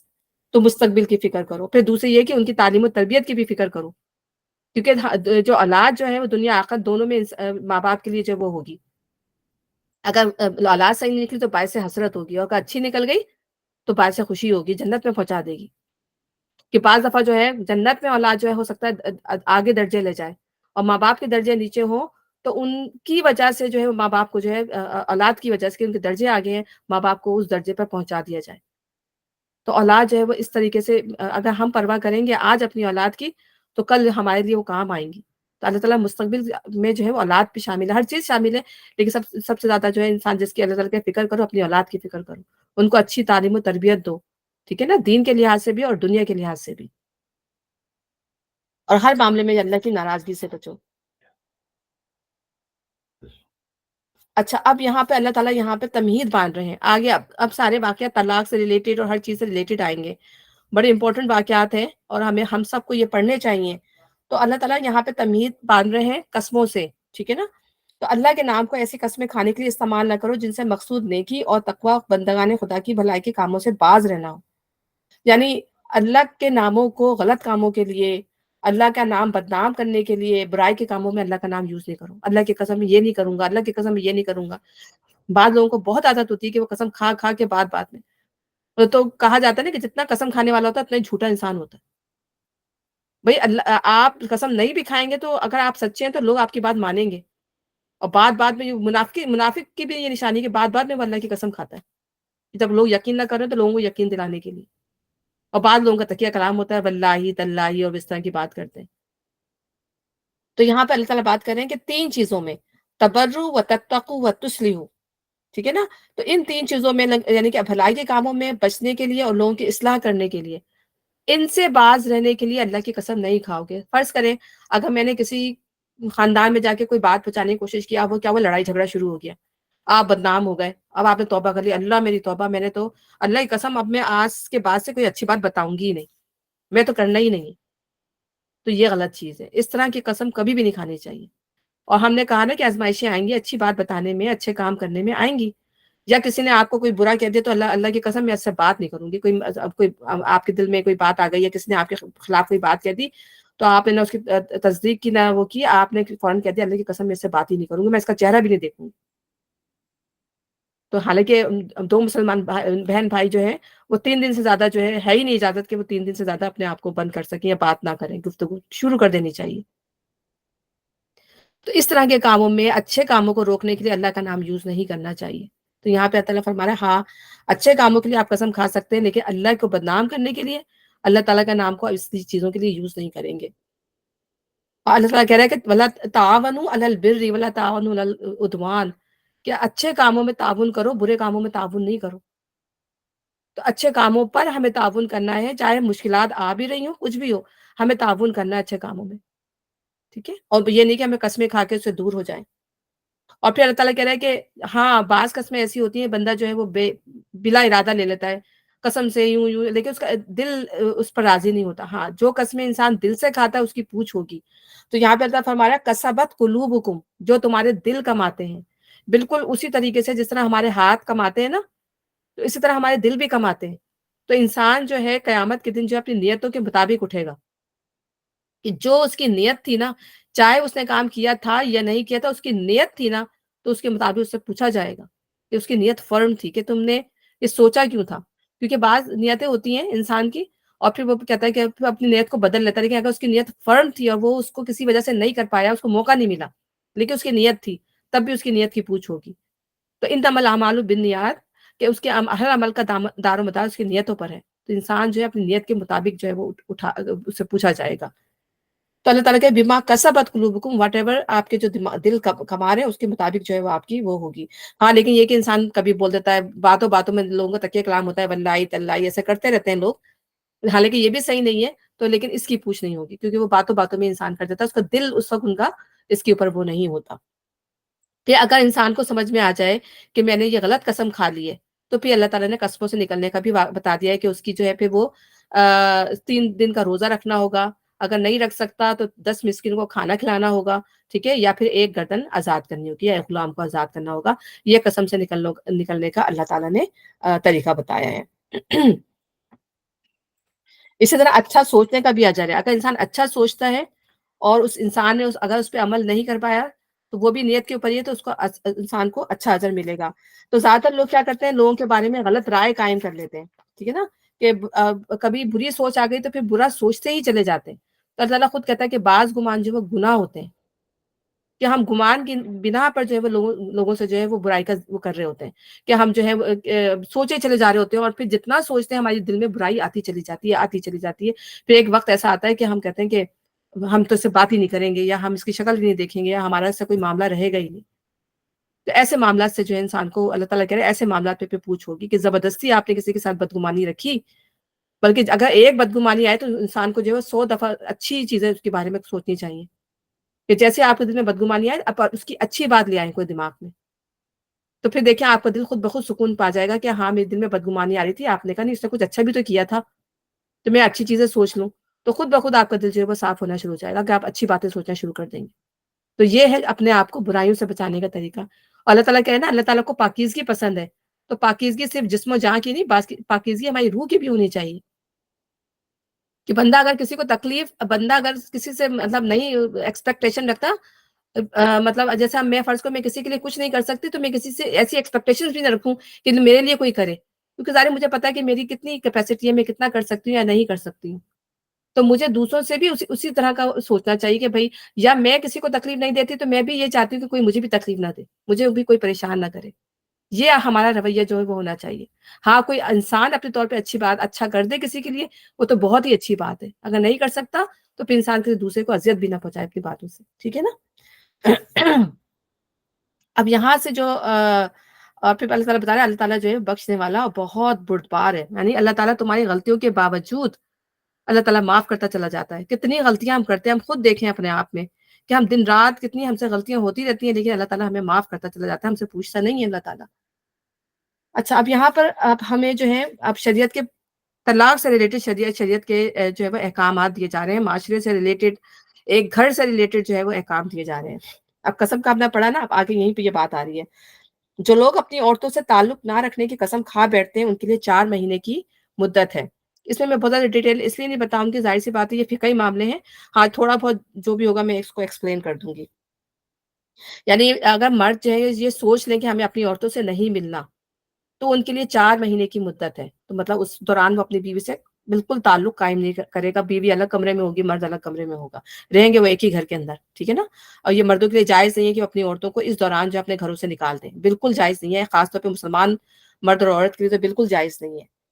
تو 4 مہینے، اور اگر ان 4 مہینوں کے اندر وہ رجوع کر لیتا ہے، ٹھیک ہے نا، تو اپنی قسم توڑ دیتا ہے، یعنی قسم ہی کھائی نا، دل کی جو بھی قسم کھائے یا دل کی وہ کر لے کہ نہیں میں نے نہیں ملنا، تو یہ قسم ہی ہے، ٹھیک ہے نا۔ پھر اگر وہ قسم توڑ دیتا ہے تو اس کو قسم پوری کرنی ہوگی، وہی جو میں نے آپ کو بتایا کہ قسم توڑنے کا کفارہ دینا ہوگا اس نے، ٹھیک ہے، 10 مسکینوں کو کھانا کھلانا ہوگا، یا 3 دن کے روزے رکھنے ہوں گے، یا ایک غلام آزاد کرنا ہوگا۔ تو وہ اپنی بیوی کو واپس بلا لے 4 مہینے کے اندر اندر، اگر اس کو سمجھ میں آ گئی، اس کی عقل میں کوئی بات آ گئی کہ نہیں میں غلط کر رہا ہوں، بچے بھی ہیں، کیا وہ سفر کریں گے، تو وہ اس میں وہ اپنی بیوی کو بلا لے، اور پھر وہ ویسی ہی زندگی گزار سکتے ہیں جیسے وہ گزار رہے تھے۔ لیکن اگر 4 مہینے گزر گئے تو 4 مہینے کے بعد وہ آپ سے آپ علیحدگی ہو جائے گی، یعنی ایک طلاق ہو جائے گی، ٹھیک ہے نا۔ 4 مہینے کے بعد جو وہ ایک طلاق کاؤنٹ ہوگی، اور اس کے بعد جو ہے وہ اس کے پاس جو ہے 2 مرتبہ طلاق کا حق رہے گا مرد کے پاس، ٹھیک ہے۔ اور اگر اب پھر وہ دوبارہ شادی کرنا چاہیں گے تو پھر وہ نکاح کر کے دوبارہ شادی کر سکتے ہیں، کیونکہ طلاق ایک ہی ہوئی ہے نا، تو اس میں نکاح کا حق باقی رہتا ہے۔ تو وہ نکاح اگر ان کے بعد میں سمجھ میں آ گئی کہ کوئی ہم نے غلط کیا، اور پھر وہ نکاح کرنا چاہتے ہیں، تو وہ پھر وہ نکاح کر سکتے ہیں۔ اگر انہیں رجوع کر لیا تو اللہ معاف کرنے والا اور رحیم ہے، اور اگر انہوں نے طلاق ہی کی ٹھان لی ہو تو جانے رہیں کہ اللہ سب کچھ جانتا ہے، یعنی کہ پھر وہ 4 مہینے گزر گئے تو پھر طلاق ہو گئی، یہ والی بات ہے۔ جن عورتوں کو طلاق دی گئی ہو وہ 3 مرتبہ ایام ماہواری آنے تک اپنے آپ کو روکے رکھیں، اور ان کے لیے جائز نہیں ہے کہ اللہ نے ان کے رحم میں جو کچھ خلق فرمایا اسے چھپائیں۔ یعنی اب اس عورت کی عدت شروع ہو جائے گی، ایک طلاق بھی ہو گئی ہے تب بھی عدت شروع ہو جائے گی، اور وہ 3 حیض کے آنے تک ہے۔ اور حیض کا مقصد کیا ہے؟ چیک کرنا کہ وہ پریگننٹ ہے یا نہیں ہے۔ وہ یہ تین تین بھی اللہ تعالیٰ نے احتیاط کے طور پہ رکھے ہیں، کہ پہلا نہیں تو دوسرا نہیں، تیسرے تک معلوم کرنا ہوگا، اور یہ مرد کا حق ہے کہ وہ وہ پوچھے عورت سے کہ مطلب، اور یہ عورت جو ہے وہ اس کو چھپانے کا حکم نہیں ہے کہ وہ اس کو چھپائے گا، جو کچھ بھی اس کے اللہ تعالیٰ نے رحم میں رکھا ہوا ہے، یعنی جو بھی پریگننسی ہے کہ اس کی، وہ عورت کو چھپانے کا حکم نہیں ہے، اور یہ عورت کو بتانا ہوگا مرد کو کہ میں پریگننٹ ہوں۔ اپنے آپ کو روکے رکھے، اور ان کے لیے جائز نہیں کہ اللہ نے ان کے رحم میں جو کچھ خلق فرمایا اسے چھپائیں، انہیں ہرگز ایسا نہ کرنا چاہیے اگر وہ اللہ اور روز آخر پر ایمان رکھتی ہیں۔ ان کے شوہر تعلقات درست کر لینے پر آمادہ ہوں تو وہ اس عدت کے دوران میں انہیں پھر اپنی زوجت میں واپس لے لینے کے حقدار ہوں گے، ٹھیک ہے نا، پھر نکاح کر کے ان کو واپس لے سکتے ہیں۔ طلاق تو ایک ہو گئی ہے، لیکن ابھی وہ ان کے اوپر رائٹ ہے کہ 4 مہینے گزر گئے ہیں، ایک طلاق ہو گئی ہے، اور اب ان کو پتہ چل گیا کہ وہ اگر عورت پریگننٹ بھی ہے، اور کہہ رہا ہو اب تو یہ پریگننٹ ہو گئی ہے، تو ہم مطلب کر لیتے ہیں، تو ہو سکتا ہے کہ پھر وہ اللہ تعالیٰ کہہ رہا ہے کہ اگر وہ دوبارہ ملنا چاہتے ہیں، دوبارہ اپنے زوجیت میں لانا چاہتا ہے، تو پھر وہ نکاح کر کے اس کو واپس اپنی زوجیت میں لا سکتا ہے۔ عورتوں کے لیے بھی معروف طریقے پر ویسے ہی حقوق ہے جیسے مردوں کے حقوق ان پر ہیں، البتہ مردوں کو ان پر ایک درجہ حاصل ہے۔ پھر اللہ تعالیٰ یہاں فرما رہا ہے، پھر یہاں پہ بیچ میں بات ہو کے اللہ تعالیٰ فرما رہا ہے کہ عورت اور مرد، یہ نہیں ہے کہ مرد اور عورت جو ہے وہ برابر نہیں ہے، اللہ تعالیٰ کے حقوق ان کے برابر ہیں۔ جو مردوں کے حقوق عورتوں پہ، وہ عورتوں کے حقوق مردوں پہ بھی ہیں۔ ہاں، مردوں کو اللہ تعالیٰ نے اس لیے ایک حصہ دیا، زیادہ دیا ہے، قوام بنایا ہے عورتوں پہ، اس لیے کہ وہ اپنے مال خرچ کرتے ہیں۔ ہم نے زیادہ تر مردوں کو ہی دیکھا ہے کہ وہ اپنے مال خرچ کرتے ہیں، وہ باہر کی ذمہ داری وہ سنبھالتے ہیں۔ دوسری بات یہ کہ وہ جسمانی طور پر بھی وہ طاقتور ہوتے ہیں۔ تیسری بات یہ کہ وہ ذہنی طور پر بھی وہ طاقتور ہوتے ہیں، اعصابی طور پر بھی وہ طاقتور ہوتے ہیں۔ عورت جو ہے جسمانی طور پہ بھی کمزور ہوتی ہے، عورت جو ہے وہ اعصابی طور پہ بھی بہت کمزور ہوتی ہے، جذباتی طور پہ بھی بہت بہت کمزور ہوتی ہے۔ تو اسی لحاظ سے اللہ تعالیٰ نے مرد کو جو ہے وہ ایک، ابھی ہمارے یہاں جو یہ تصور قائم ہے کہ نہیں مرد اور عورت برابر ہیں، برابر ہیں، لیکن اللہ تعالیٰ نے جو ایک رکھ دیا ہے اس سے آپ انکار نہیں کر سکتے۔ آپ دیکھیں کہ بعض جگہ ایسی ہیں جہاں عورتیں کام نہیں کر سکتی، بڑے بڑے ٹرک چلانا، ابھی بھی عورتیں بھی چلاتی ہیں، لیکن ظاہر ہے وہ بہت کم اس کے اوپر لمیٹڈ چلاتی ہوں گی، یا پھر فوج میں جانا، فوج ہے ہماری، کینیڈا کی فوج ہو یا پھر پاکستان کی فوج، دنیا زمانے کی جو فوجیں موسٹلی جو ہے خواتین نہیں اس میں حصہ لیتی، کیونکہ طاقت اس میں بہت زیادہ طاقت اور ہمت چاہیے۔ تو یہ سارے جو بڑی بڑی چیزیں ہیں جو وہاں پہ مرد ہی کام کرتے ہیں، बड़ी-बड़ी जो बिल्डिंग्स हैं, आप कंस्ट्रक्शन के काम हैं, आप देखें मर्द ही करते हुए नज़र आएँगे, औरतें नहीं कर सकती। तो इंसान को ये भी सोचना चाहिए कि अल्लाह ताला ने किस जगह पे हमें जो है वो हमारा जो दायरा-कार है, हमारा दायरा-कार कहाँ पे है और मर्द का दायरा-कार कहाँ पर है। इसलिए अल्लाह ताला ने मर्द को जो है घर का सरबराह बनाया है और इसी से खानदान जो है इंटैक्ट रहते हैं। और जहाँ पर ये चीज़ें खत्म होने लगती हैं, जब औरत और मर्द में लड़ाइयाँ शुरू हो जाती हैं, यहीं पे घर टूटने की नौबत आ जाती है। कि जब औरत जो चाहती है कि मेरे इख्तियार जो है वो मर्द के बराबर हो जाए, वो और मर्द का इख्तियार कबूल करने के लिए तैयार नहीं होती, तब वहाँ पर जो है ये चीज़ें जो है खराबी का बाइस बनना शुरू हो जाती हैं। कि वो औरत जो है मर्द का हक जो सरबराह की हैसियत से वो मानने के लिए जब तैयार ना हो, तो यहीं से जो है फिर चीज़ें खराब होती हैं। देखिए ये कि मर्द को भी औरत की उसको समझना चाहिए। हाँ, ये कि अगर औरत भी कमा रही है और मर्द भी कमा रहे हैं, तो फिर दोनों को एक-दूसरे का ख़्याल करना चाहिए। बात दफ़ा ज़ाहिर है कि अगर औरत घर में लेके आ रही है पैसा, कमा रही है और वो फिर ज़ाहिर है आके घर के सारे काम का काज करे, बच्चों को भी देखे, सब करे, तो उसमें फिर मर्द को हेल्प करना चाहिए। ये मर्द की अख़लाक़ी ज़िम्मेदारी है, ठीक है? औरत पर कमाना फ़र्ज़ नहीं है, लेकिन घर के हालात बाज़ दफ़ा ऐसे हो जाते हैं कि औरत को बाहर निकलना पड़ता है, तो उसमें मर्द की भी ज़िम्मेदारी आयद होती है कि फिर वो बराबर से अपनी बीवी की हेल्प करे, क्योंकि उसको जिस्मानी और ज़हनी दोनों तौर पर फिर उसकी ज़रूरत होती है। और सब पर अल्लाह गालिब इक़्तिदार रखने वाला और हकीम और दाना है। यानी अल्लाह ताला तो जानने ही वाला है कि तुम लोग आपस में क्या मामलात कर रहे हो। और फिर ज़ाहिर है कि सबसे ज़्यादा शैतान का वार है। हम ये देखते हैं कि मियाँ-बीवी के जब ताल्लुकात ख़त्म होते हैं और जब उनमें तलाक की नौबत आती है, तो ये शैतान का वार होता है और शैतान का तख़्त जब वो कहते हैं ना, वो पानी पर अपना तख़्त जमाता है और फिर सारे लोगों को बुलाता है, सारे शैतानों को, अपनी पूरी शैतान की जो जमीयत है, जो बड़ा शैतान है इब्लीस, वो कहता है सबके कारनामे सुनता है। फिर वो कहता है ये किया तुमने, कहता है अच्छा, उसने कहा ये किया, वो फिर एक आता है, वो कहता है मैंने जो है ना मियाँ-बीवी के दरमियान जुदाई डलवा दी आज। वो उसको अपने पास बिठाता है, उसको शाबाशी देता है, कहता है ये तुमने सबसे बेहतरीन काम किया है। तो ये शैतान बड़ा वार है। और हमने जब उसमें सुलेमान इस्लाम की उसकी उस किस्से में पढ़ा था कि वो याजूज और सॉरी हारूत और मारूत से क्या सीखते थे? वो सीखते थे जो मियाँ-बीवी के दरमियान जुदाई, वो अच्छी चीज़ें सीखते थे। वो इल्म जाके सीखते थे जो उनके दरमियान मियाँ-बीवी के दरमियान जुदाई डाले। तो ये शुरू से लोगों का जो है वो एक महबूब मसला रहा है कि मियाँ-बीवी के दरमियान जो जुदाई, और शैतान का वार है ये। तो हमें ये कोशिश करनी चाहिए कि अगर कोई ऐसे मामलात हो रहे हैं और हमारी अगर कोशिश से कोई कामयाबी या इस्लाह हो सकती है, तो हमें जाके वो इस्लाह की कोशिश ज़रूर करनी चाहिए। ठीक है ना? अच्छा, फिर ये कि जब तलाक हो जाए और रुख़्सत करते हुए ऐसा करना तुम्हारे लिए जायज़ नहीं है कि जो कुछ तुम इन्हें दे चुके हो, उसमें से कुछ वापस ले लो। तो फिर उस वक़्त तुमने अगर बीवी को मेहर में की रकम दी, मेहर तो है ही हक़, वो तो देना ही देना, उसके अलावा भी अगर कुछ दिया है, तो अल्लाह ताला कह रहा है चाहे तुमने दुनिया भर की चीज़ें उसको दी हों, फिर तुम्हारे लिए वो जायज़ नहीं है कि तुम अपनी औरत से वो माँगो, तकाज़ा करो उसका। यहाँ तो क्या होता है, जैसे तलाक लेते हैं, नहीं तुम ये भी दे दो, तुम ये भी दे दो, हमने तुम्हें ये भी दिया था, तुम ये भी दे दो। ये मुसलमान, एक मुसलमान जो अल्लाह से डरने वाला होगा, वो कभी भी अपनी मुसलमान औरत को अगर उसे तलाक दे दिए, तो कभी भी वो ऐसा तकाज़ा नहीं करेगा। तो हमारे खानदानों में, हमारे माशरे में तो यही होता है कि सबसे पहले सारी चीज़ें जो अम्माएँ होती हैं, बेटे की अम्माएँ होती हैं, भई हमने तो ये वाला सेट चढ़ाया था, तो ये सेट भी वापस करो, ये कपड़े भी वापस करो, हमारी ये चीज़ भी वापस करो। तो कितनी ज़्यादा गिरी हुई जो है वो हरकत करता है इंसान ये सब करके। और कितना फ़ायदा उठाया होता है उस औरत से उन्होंने, अगर देखा जाए तो। उसके बावजूद जो है वो उस पर ज़्यादती करना चाहता है। तो रुख़्सत करते हो तो ऐसा अल्लाह ताला कुरान के अंदर बताया, ऐसा जाते हैं कि जो कुछ तुम इन्हें दे चुके हो, उसमें से तुम कुछ नहीं लोगे। प्लॉट दे दिया है, जी हमारा प्लॉट वापस करो, गाड़ी दी थी, जी हमारी गाड़ी वापस करो। कितनी बुरी बात है। अलबत्ता ये सूरत मुस्तस्ना है कि ज़ौजैन को अल्लाह के हुदूद पर कायम ना रह सकने का अंदेशा हो। ऐसी सूरत में अगर तुम्हें ये खौफ हो कि वो दोनों हुदूद इलाही पर कायम ना रहेंगे, तो इन दोनों के दरमियान ये मामला हो जाने में मुज़ायका नहीं कि औरत अपने शौहर को कुछ मुआवज़ा देकर अलहदगी हासिल कर ले। ये अल्लाह की मुकर्रर करदा हदूद हैं, इन पे तजावुज़ ना करो, जो लोग हुदूद इलाही से तजावुज़ करें वही ज़ालिम है। अब यहाँ पे औरत को, यहाँ पे पहले अल्लाह ताला ने कहा ना कि मर्द और औरत के हुकूक यकसा हैं। तो फिर अगर औरत को लग रहा है कि मर्द मुझे तलाक नहीं दे रहा या मुझ पर बहुत ज़्यादा ज़्यादती हो रही है या मैं इस मर्द के साथ नहीं रह सकती। बाज़ दफ़ा ऐसा होता है कि शादियाँ हो जाती हैं, फिर बाद में औरत को पता चलता है कि मर्द के अंदर तो ये अख़लाक़ी बुराइयाँ थी, वो अल्कोहलिक है, वो ड्रग करता है, वो मुझे मारता है। तो फिर ऐसे हालात में ज़ाहिर है फिर औरत नहीं रह सकती ऐसे मर्द के साथ। ठीक है ना? तो वो फिर उसका जायज़ हक होता है कि फिर वो उससे खुला ले सकती है। तो उस वक़्त वो जो है वो अगर, या फिर वो उसको बच्चा करने की इजाज़त ही नहीं दे रहा, नहीं तो बच्चे नहीं करोगी, बस तुम मेरा हक देते रहो तुम्हें। तो बहुत सारे ऐसे मामलात हो जाते हैं जिसमें औरत को ये ज़रूरी हो जाता है कि फिर वो मर्द से अलहदगी ले ले।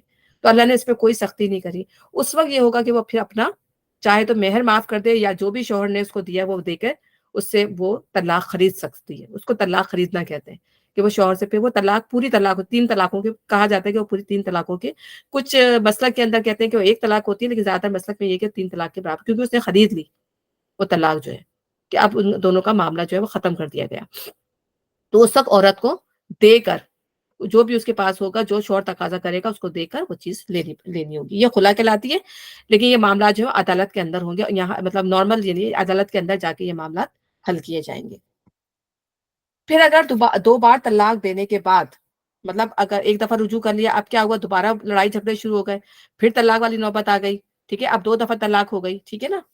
پھر اگر 2 بار طلاق دینے کے بعد شوہر نے عورت کو تیسری بار طلاق دے دی، تو وہ عورت پھر اس کے لیے حلال نہ ہوگی، الا یہ کہ اس کا نکاح کسی دوسرے شخص سے ہو اور وہ اسے طلاق دے دے. تب اگر پہلا شوہر اور یہ عورت دونوں یہ خیال کریں کہ حدود الہی پر قائم رہیں گے، تو ان کے لیے ایک دوسرے کی طرف رجوع کر لینے میں کوئی مضائقہ نہیں. یہ اللہ کی مقرر کردہ حدیں ہیں جنہیں وہ ان لوگوں کے لیے ہدایت کی واضح کر رہا ہے جو اس کی حدودوں کو توڑنے کا انجام جانتے ہیں. یعنی جب 3 طلاق بھی دے دی اور اس کے بعد جو ہے ایک وقت گزرا، اس عورت نے شادی کر لی کہیں اور، پھر ایسا ہوا کہ ظاہر ہے کسی وجہ سے اس شوہر نے اگر اس کو طلاق دے دی، یا اس کی وفات ہو گئی شوہر کی، اب وہ شوہر دوبارہ بیوہ ہو گئی ہے، تو اب یعنی یہ حالات زمانہ کے لحاظ سے اس میں کوئی زور زبردستی نہیں ہے، حلالہ کرنے والا معاملہ نہیں جو ہمارے یہاں ہر چیز کو تو اللہ تعالیٰ خود ابھی بتا رہے ہیں کہ میری آیات کا مذاق نہ اڑاؤ.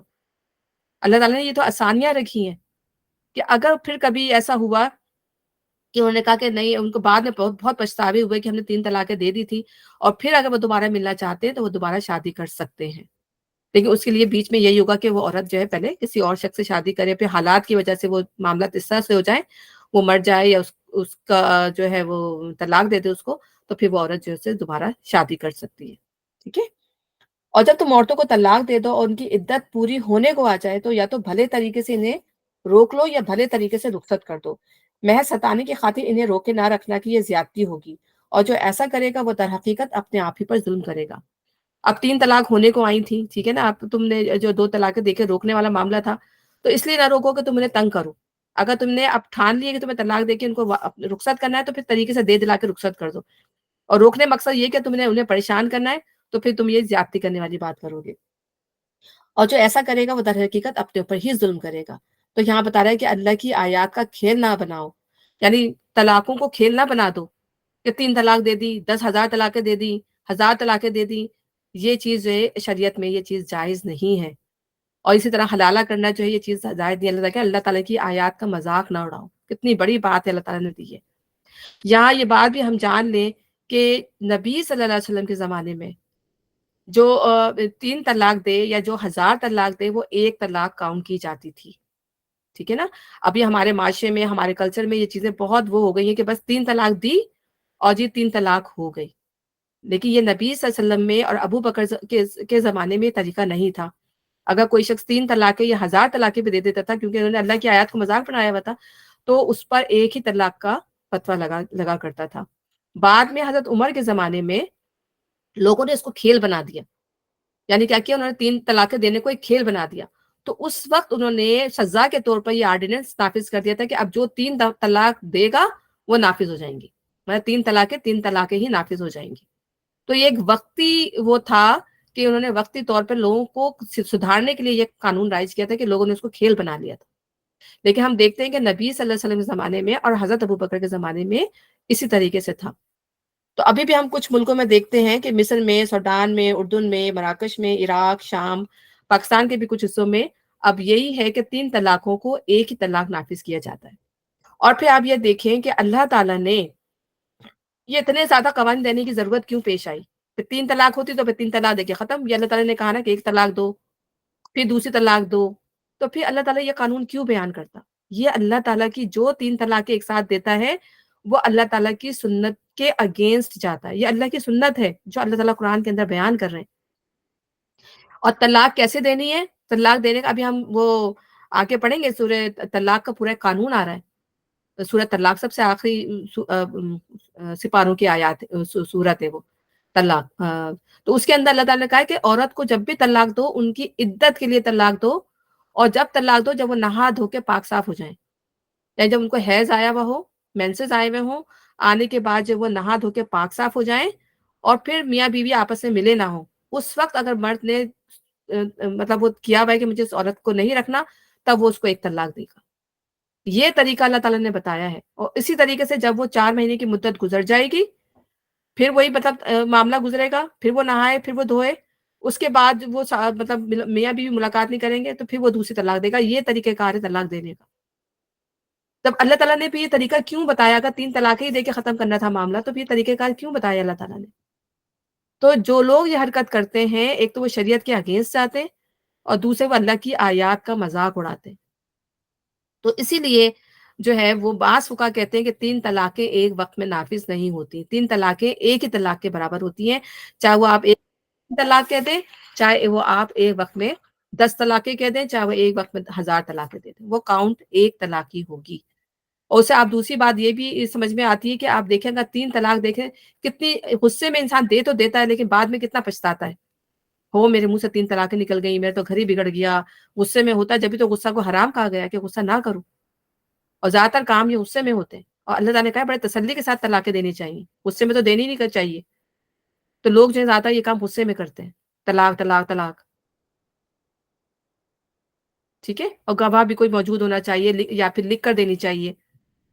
تو اس طرح کے کام کرنے سے اللہ تعالیٰ خود ہی بتا رہا ہے کہ یہ کام جو ہے تمہارے لیے کتنے زیادہ 3 طلاق ایک ساتھ دے دیں اور پھر وہ نافذ بھی کر دی جائے، تو آپ دیکھیں کتنا بڑا خاندانی وہ ہو جاتا ہے، خلا پیدا ہو جاتا ہے، بچے رل گئے، وہ بیوی رل گئی، گھر رل گیا پورا، اگر آپ دیکھیں تو۔ یہ تمام چیزیں، یہ ہمیں ان چیزوں کا شعور ہونا چاہیے، ہمیں ان چیزوں کے بارے میں پتہ ہونا چاہیے کہ یہ معاملات، یہ قرآن میں اللہ تعالیٰ، ہم جب بھی غلط یہ کریں گے ہم قرآن کے اگینسٹ جائیں گے۔ اللہ تعالیٰ نے اتنی زیادہ ڈیٹیل بتانے کی ضرورت ہی کیا تھی جب 3 طلاق دے کے معاملہ ختم ہی کر دینا تھا تو، ٹھیک ہے۔ تو یہ جو ہے فقہ کے معاملات ہیں، لیکن میں آپ کو صرف اس لیے بتا رہی ہوں کہ یہ معاملات ہمیں معلوم ہونے چاہیے اور اس کے بارے میں ہمیں تحقیق بھی کرنی چاہیے، ٹھیک ہے۔ وہ طریقہ اپنے آپ پر ہی ظلم کرے گا۔ اللہ کی آیات کا کھیل نہ بناؤ، بھول نہ جاؤ اللہ نے کس نعمت عظمی سے تمہیں سرفراز کیا ہے۔ وہ تمہیں نصیحت کرتا ہے کہ جو کتاب اور حکمت اس نے تم پر نازل کی ہے اس کا احترام ملحوظ رکھو۔ کتاب، شریعت اور حکمت، اس کے اخلاقی قوانین، میں بار بار آپ کو بتایا کہ اللہ نے قرآن اور حکمت بتائی ہے نا بار بار، تو یہ اللہ تعالیٰ نے جو شریعت بتائی ہے تمہیں، جو اخلاقی تمہیں کہا ہے کہ اس کے مطابق عمل کرنا ہے، اس کے احترام ملحوظ رکھو، اور خوب جان لو کہ اللہ کو ہر بات کی خبر ہے، تم جو فیصلے تم کر رہے ہو اللہ سب کچھ جاننے والا ہے۔ جب تم اپنی عورتوں کو طلاق دے چکو اور وہ اپنی عدت پوری کر لیں تو پھر اس میں مانا نہ ہو کہ اپنے زیر تجویز شوہروں سے نکاح کر لیں، جبکہ وہ معروف طریقے سے باہم مناکحت پر راضی ہوں۔ تمہیں نصیحت کی جاتی ہے کہ ایسی حرکت ہرگز نہ کرنا اگر تم اللہ اور روز آخر پر ایمان رکھنے والے ہو۔ تمہارے لیے شائستہ اور پاکیزہ طریقہ یہی ہے کہ اس سے باز رہو، اللہ جانتا ہے تم نہیں جانتے۔ یعنی جب تم اپنی عورتوں کو طلاق دے چکو، یہ جو تھا نا عرب کا معاشرہ، اس میں کوئی مسئلہ نہیں تھا، عورتیں طلاق لیتی تھیں اور دوسری شادی کر لیتی تھیں عدت کے بعد۔ ہمارے معاشرے میں تو بہت برا سمجھا جاتا ہے کہ مرد کی وفات ہو گئی، اب عورت جو ہے بیوہ ہو گئی، اب وہ شادی کی بات کر رہی ہے اپنے منہ سے، کتنی غلط بات ہے، کتنی بے شرم عورت ہے، ایسے بولا جاتا ہے طلاق لینے کے بعد ایسی عورت اگر ایسی بات کرتی ہے تو۔ لیکن اس زمانے میں اس کو بالکل برا نہیں سمجھا جاتا تھا، اور ہم یہ دیکھتے ہیں کہ حضرت ابو بکر کی جو وائف تھی، حضرت ابو بکر کے انتقال کے بعد ان کی شادی حضرت علی سے ہو گئی تھی، تو اس زمانے میں عورتیں اپنے آپ کو بیوہ نہیں رکھتی تھیں، وہ فوراً شادیاں کر لیا کرتی تھیں، چاہے وہ بڑی عمر کی ہوں چاہے وہ چھوٹی عمر کی ہوں۔ ہم نبی صلی اللہ علیہ وسلم کو بھی دیکھتے ہیں کہ حضرت خدیجہ جو تھی وہ بیوہ تھی، 2 دفعہ کی بیوگی تھی ان کی، ایک کا انتقال ہوا پھر دوسرے کا، تیسری دفعہ پروفیٹ صلی اللہ علیہ وسلم سے ہوئی، اور ان کی ایج بھی زیادہ تھی، تو ان کے معاشرے میں یہ چیز، کوئی چھوٹی عورت ہو چاہے بڑی عمر کی ہو، ان کے معاشرے میں یہ چیز غلط نہیں سمجھی جاتی تھی، اور وہ اپنے آپ کو ایک مطلب لمحے کے لیے بھی، وہ بس جیسی ان کا عدت ختم ہوئی، وہ ان سے لوگ یا تو ان کا رشتہ آ جاتا تھا، وہ شادیاں کر لیتی تھی، ان کے یہاں کوئی یہ چیز مانے چیز نہیں تھی۔ لیکن ہمارے یہاں یہ چیزیں جو ہمارے یہاں تو مرد بھی اگر مطلب یہ سوچے تو ہمارے مردوں کی بھی کو بھی برا سمجھا جاتا ہے کہ اگر عورت انتقال ہو گیا، مرد اکیلا ہو گیا ہے اور 50 سال کا یا 60 سال کا ہو گیا، اتنے بڑھاپے میں اس کو کیا شادی کی سوچ گئی، اب اتنے بڑھاپے میں، ابھی اگر مرد اکیلا رہ گیا ہے، اگر وہ شادی کرنا چاہتا ہے تو یہ تو اس کے لیے اچھا ہے کہ وہ شادی کر کے اپنا پاکیزگی قائم رکھے، اور عورت کے لیے بھی یہی ہے کہ وہ پاکیزگی قائم کرے، لوگ اس کو اس نگاہ سے نہ دیکھیں، پھر اگر وہ شادی کر لیتی ہے تو اپنی عصمت کی حفاظت کرتی ہے کہ وہ جو ہے پھر اس کو لوگ جو ہے تو غلط نظریں نہیں ڈالتے اس کے اوپر، باہر کے لوگ۔ تو یہاں پہ یہ تمام باتیں اسی طرح سے کی جا رہی ہے کہ اپنے زیر تجویز شوہروں سے نکاح کر لیں جبکہ وہ معروف طریقے سے باہم مناکحت پر راضی ہو تو میں نصیحت کی کہ ایسی حرکت ہرگز نہ کرنا، ٹھیک ہے؟ اگر تم اللہ روز آخر پر ایمان لانے والے ہو، تمہارے لیے شائستہ پاکیزہ طریقہ یہی ہے کہ اسے باز رہو، اللہ جانتا ہے تم نہیں جانتے۔ بعض دفعہ ہمارے خاندان کے لوگ روک رہے ہوتے ہیں کہ نہیں نہیں نہیں نہیں، اگر عورت چاہ بھی رہو یا مرد چاہ بھی رہو تو خاندان، بچے، یہ کیا خاندان میں کیا تماشا لگایا ہوا آپ نے، یہ ہو جائے گا تو وہ ہو جائے گا، تو اتنی بڑی اتنی زیادہ باتیں بن جاتی ہیں۔ اور بیواؤں کی، اور کہتے ہیں نا کہ ان کی تو شادی بلکہ جلدی کر دینی چاہیے، ان کو بیوہ نہیں رکھنا چاہیے، کہ وہ پھر عورتیں خود کہیں کہ بھئی ہم بیوہ ہوگا تو ہم شادی نہیں کریں گے، یا ہم مطلقہ ہے تو ہم شادی نہیں کریں گے، نہیں، شادی کر دینا چاہیے، یہ انسان کی پاکیزگی کے لیے بھی بہت زیادہ بہتر ہے۔ جو باپ چاہتے ہوں کہ ان کی اولاد پوری مدت رضاعت تک دودھ پیے تو مائیں اپنے بچوں کو کامل 2 سال دودھ پلائیں۔ اب یہ ان لوگوں کے بارے میں جو عورتیں اگر طلاق لے لی ہے اور بچہ ہو گیا ہے، ٹھیک ہے نا، تو اس کے بارے میں تو اب دونوں باہمی رضامندی سے چاہتے ہیں کہ بچہ فیڈ کرے تو ماں دودھ پلائے گی اور 2 سال کامل اس کو دودھ پلانا ہے۔ اس صورت میں بچے کے باپ کو معروف طریقے سے انہیں کھانا کپڑا دینا ہوگا، مگر کسی پر اس کی وسعت سے بڑھ کر بار نہ ڈالنا چاہیے۔ لیکن باپ کی جتنی وسعت ہے، عورت کہہ رہی مجھے تو اتنا چاہیے، تمہارے بچے کو دودھ پلا رہی ہوں، تو پھر اس پہ اتنا بار نہ ڈالے کہ وہ اس کو اٹھا نہ سکے۔ اور نہ ہی ماں کو اس وجہ سے تکلیف میں ڈالا جائے کہ بچہ اس کا ہے، اور نہ ہی باپ کو اس وجہ سے تنگ کیا جائے کہ بچہ اس کا ہے۔ دودھ پلانے والی کا حق، یہ حق جیسا بچے کے باپ پر ہے ویسا ہی اس کے وارث پر بھی ہے۔ لیکن وارث سے مراد یہاں پر یہ ہے کہ اگر فرض کریں باپ مر گیا یا طلاق ہو گئی یا جو بھی معاملہ ہو گیا، تو اب اس بچے کا جو وارث ہوگا، گارجین ہوگا، اس کی بات کی جا رہی ہے۔ لیکن اگر فرقین باہمی رضامندی اور مشورے سے دودھ چھڑانا چاہیں تو ایسا کرنے میں کوئی مذاکرہ نہیں، یعنی کوئی اور دودھ پلا دے، اور اگر تمہارا خیال اپنی اولاد کو کسی دوسری عورت سے دودھ پلانے کا ہو تو اس میں بھی کوئی حرج نہیں، بشرطے کہ اس کو کچھ معاوضہ طے کرو اور وہ معروف طریقے پہ ادا کرو۔ اللہ سے ڈرو اور جان رکھو کہ جو کچھ تم کرتے ہو سب اللہ کی نظر میں ہے۔ بعض لوگ کہتے ہیں کہ بیوی کے پاس بچہ نہیں رہے گا، ہم کسی اور سے دودھ پلوا لیں گے، تو یہاں پہ یہ معاملہ بتایا جا رہا ہے۔ تم میں سے جو لوگ مر جائیں ان کے پیچھے اگر ان کی بیویاں زندہ ہوں تو وہ اپنے آپ کو 4 مہینے 10 دن روکے رکھیں۔ پھر یہ اللہ تعالیٰ نے ایک اور معاملہ بتایا کہ اگر جو جن کے شوہر مر جائیں تو ان کے لیے عدت اللہ نے 10 دن زیادہ رکھے، مطلب کیا کہتے ہیں 10 دن زیادہ رکھے، 4 مہینے 10 دن کی ہے کہ وہ اپنے آپ کو روکے رکھیں، ٹھیک ہے نا۔ یا تو وہ تو یہ کہ سوگ، یعنی نارمل سوگ تو 3 دن کا ہے، لیکن نرسل نے فرمایا کہ بیوی جو اپنے شوہر کے لیے سوگ بناتی ہے وہ 4 مہینے 10 دن کا ہے، تو اس میں جو ہے سادگی سے رہے گی، اور بہت زیادہ رنگین کپڑے نہیں پہنے گی، اور زیب و زینت نہیں کرے گی، تو اس لحاظ سے یہاں پر بتایا گیا ہے۔ جب ان کی عدت پوری ہو جائے تو پھر انہیں اختیار ہے اپنی ذات کے معاملے میں معروف طریقے سے جو چاہیں کریں، تم پر اس کی کوئی ذمہ داری نہیں ہے، اللہ تم سب کے اعمال سے باخبر ہے۔ یعنی پھر اس کے بعد 4 مہینے 10 دن کے بعد اگر فارغ ہو گئی، اب وہ کسی سے نکاح کرنا چاہتی ہیں، تو اب کسی خاندان کا، والے کا، ماں باپ کا، کسی کا بھی، جو بھائی بہن کا، کہ وہ اپنی بہن کو روکے کہ وہ اپنی مرضی سے اگر کہیں شادی کرنا چاہتی ہے تو وہ کر سکتی ہے، لیکن وہ ایک ریزنیبل طریقہ ہو، ایسا نہ ہو کہ بھائی کسی سے کوئی دوستی اور آشنائی تھی اور پھر کر لی، ایسا نہ ہو۔ زمانہ عدت میں خواہ تم کو ان بیوہ عورتوں کے ساتھ منگنی کا ارادہ اشارے کنایے میں ظاہر کر دو، خواہ دل میں چھپائے رکھو، دونوں صورتوں میں کوئی مذائقہ نہیں۔ یعنی وہ عورتیں جو عدت میں ہیں، اگر کوئی بھی مرد ان سے شادی کرنا چاہتے ہیں تو وہ خاموشی سے پیغام پہنچاتے ہیں، یہ نہ ہو کہ عورتوں سے بات چیت چل رہی ہے عدت کے دوران، ایسا نہیں ہونا چاہیے۔ اللہ جانتا ہے کہ ان کا خیال تو تمہارے دل میں آئے گا ہی، مگر دیکھو خفیہ ہے تو پیمان نہ کرنا، اگر کوئی بات کرنی ہے تو معروف طریقے سے کرو، اور عقد نکاح باندھنے کا فیصلہ اس وقت تک نہ کرو جب تک کہ عدت پوری نہ ہو جائے۔ خوب سمجھ لو کہ اللہ تمہارے دلوں کا حال تک جانتا ہے، لہٰذا اس سے ڈرو اور یہ بھی جان لو کہ اللہ بردبار ہے، چھوٹی چھوٹی باتوں سے درگزر کرنے والا ہے۔ اگر چھوٹی غلطیاں ہو بھی جاتی ہیں، کبھی ہو گیا تم نے، فرض کرو مرد نے غلطی سے عورت سے بات کر لی اور اس میں کوئی ایسی بے حیائی کی بات نہیں تھی، ہو جاتی ہیں غلطیاں، تو اللہ تعالیٰ کہ اگر چھوٹی کوتاہیاں ہو جاتی ہیں تو اللہ معاف کرنے والا ہے، لیکن اللہ تعالیٰ بڑی بڑی کوتاہیوں سے درگزر نہیں فرمائے گا۔ تو کچھ گناہ نہیں کہ اپنی عورتوں کو طلاق دے دو قبل اس کے کہ ہاتھ لگانے کی۔ اب یہاں پر مہر کی کچھ کنڈیشنز دی جا رہی ہیں کہ مہر کب کب لازم ہو سکتا، کب لازم نہیں ہو سکتا۔ تم پر کچھ گناہ نہیں کہ اگر اپنی عورتوں کو طلاق دے دو قبل اس کے کہ ہاتھ لگانے کی نوبت آئے یا مہر مقرر ہو، اس صورت میں انہیں کچھ نہ کچھ دینا ضرور چاہیے۔ یعنی کیا ہوا کہ اگر اپنی عورتوں کو طلاق دے دی ہے اور اب ان کے ساتھ جو سیکچولی اب ریلیشن نہیں قائم ہوا تھا، تو اس پر پھر آپ مہر دینے کی، یا مہر بھی مقرر، ہاتھ لگانے کی، یا مہر مقرر ہو، مہر بھی مقرر نہیں ہوا تھا اور آپ نے طلاق بھی دے دی ہے، تو پھر جب مہر مقرر نہیں ہوا اور ہاتھ بھی نہیں لگایا تو اس صورت میں آپ کے پاس کچھ بھی نہیں ہوگا کہ آپ مہر دیں یا آپ ان کو کچھ دیں، بلکہ آپ اپنی مرضی سے کچھ دینا چاہیں تو آپ دے سکتے ہیں، ٹھیک ہے، اور ان کو رخصت کر دیں۔ خوشحال آدمی اپنی مقترت کے مطابق اور غریب اپنی مقترت کے مطابق معروف طریقے سے دے. یہ حق ہے نیک آدمیوں پر. جو نیک ہوں گے وہ اسی لحاظ سے فیصلہ کریں گے. اور اگر تم نے ہاتھ لگانے سے پہلے طلاق دی ہو لیکن مہر مقرر کیا جا چکا، پہلے تو یہ تھا کہ طلاق ہاتھ بھی نہیں لگایا اور مہر بھی مقرر نہیں ہوا، تو ان کے اوپر کوئی اوبلیگیشن نہیں ہے. ٹھیک ہے، ہاں اپنی مرضی سے کچھ دے دیں تو اللہ تعالیٰ خوش ہو جائے گا، اللہ تعالیٰ کو خوش کرنے کے لیے.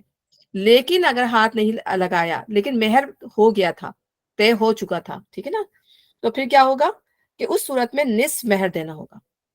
تو آدھا مہر دے کر رخصت کرنا ہوگا. یہ اور بات ہے کہ عورت نرمی برتے اور مہر نہ لے. اگر عورت خود ہی معاف کرنا چاہے مہر تو وہ صحیح ہے.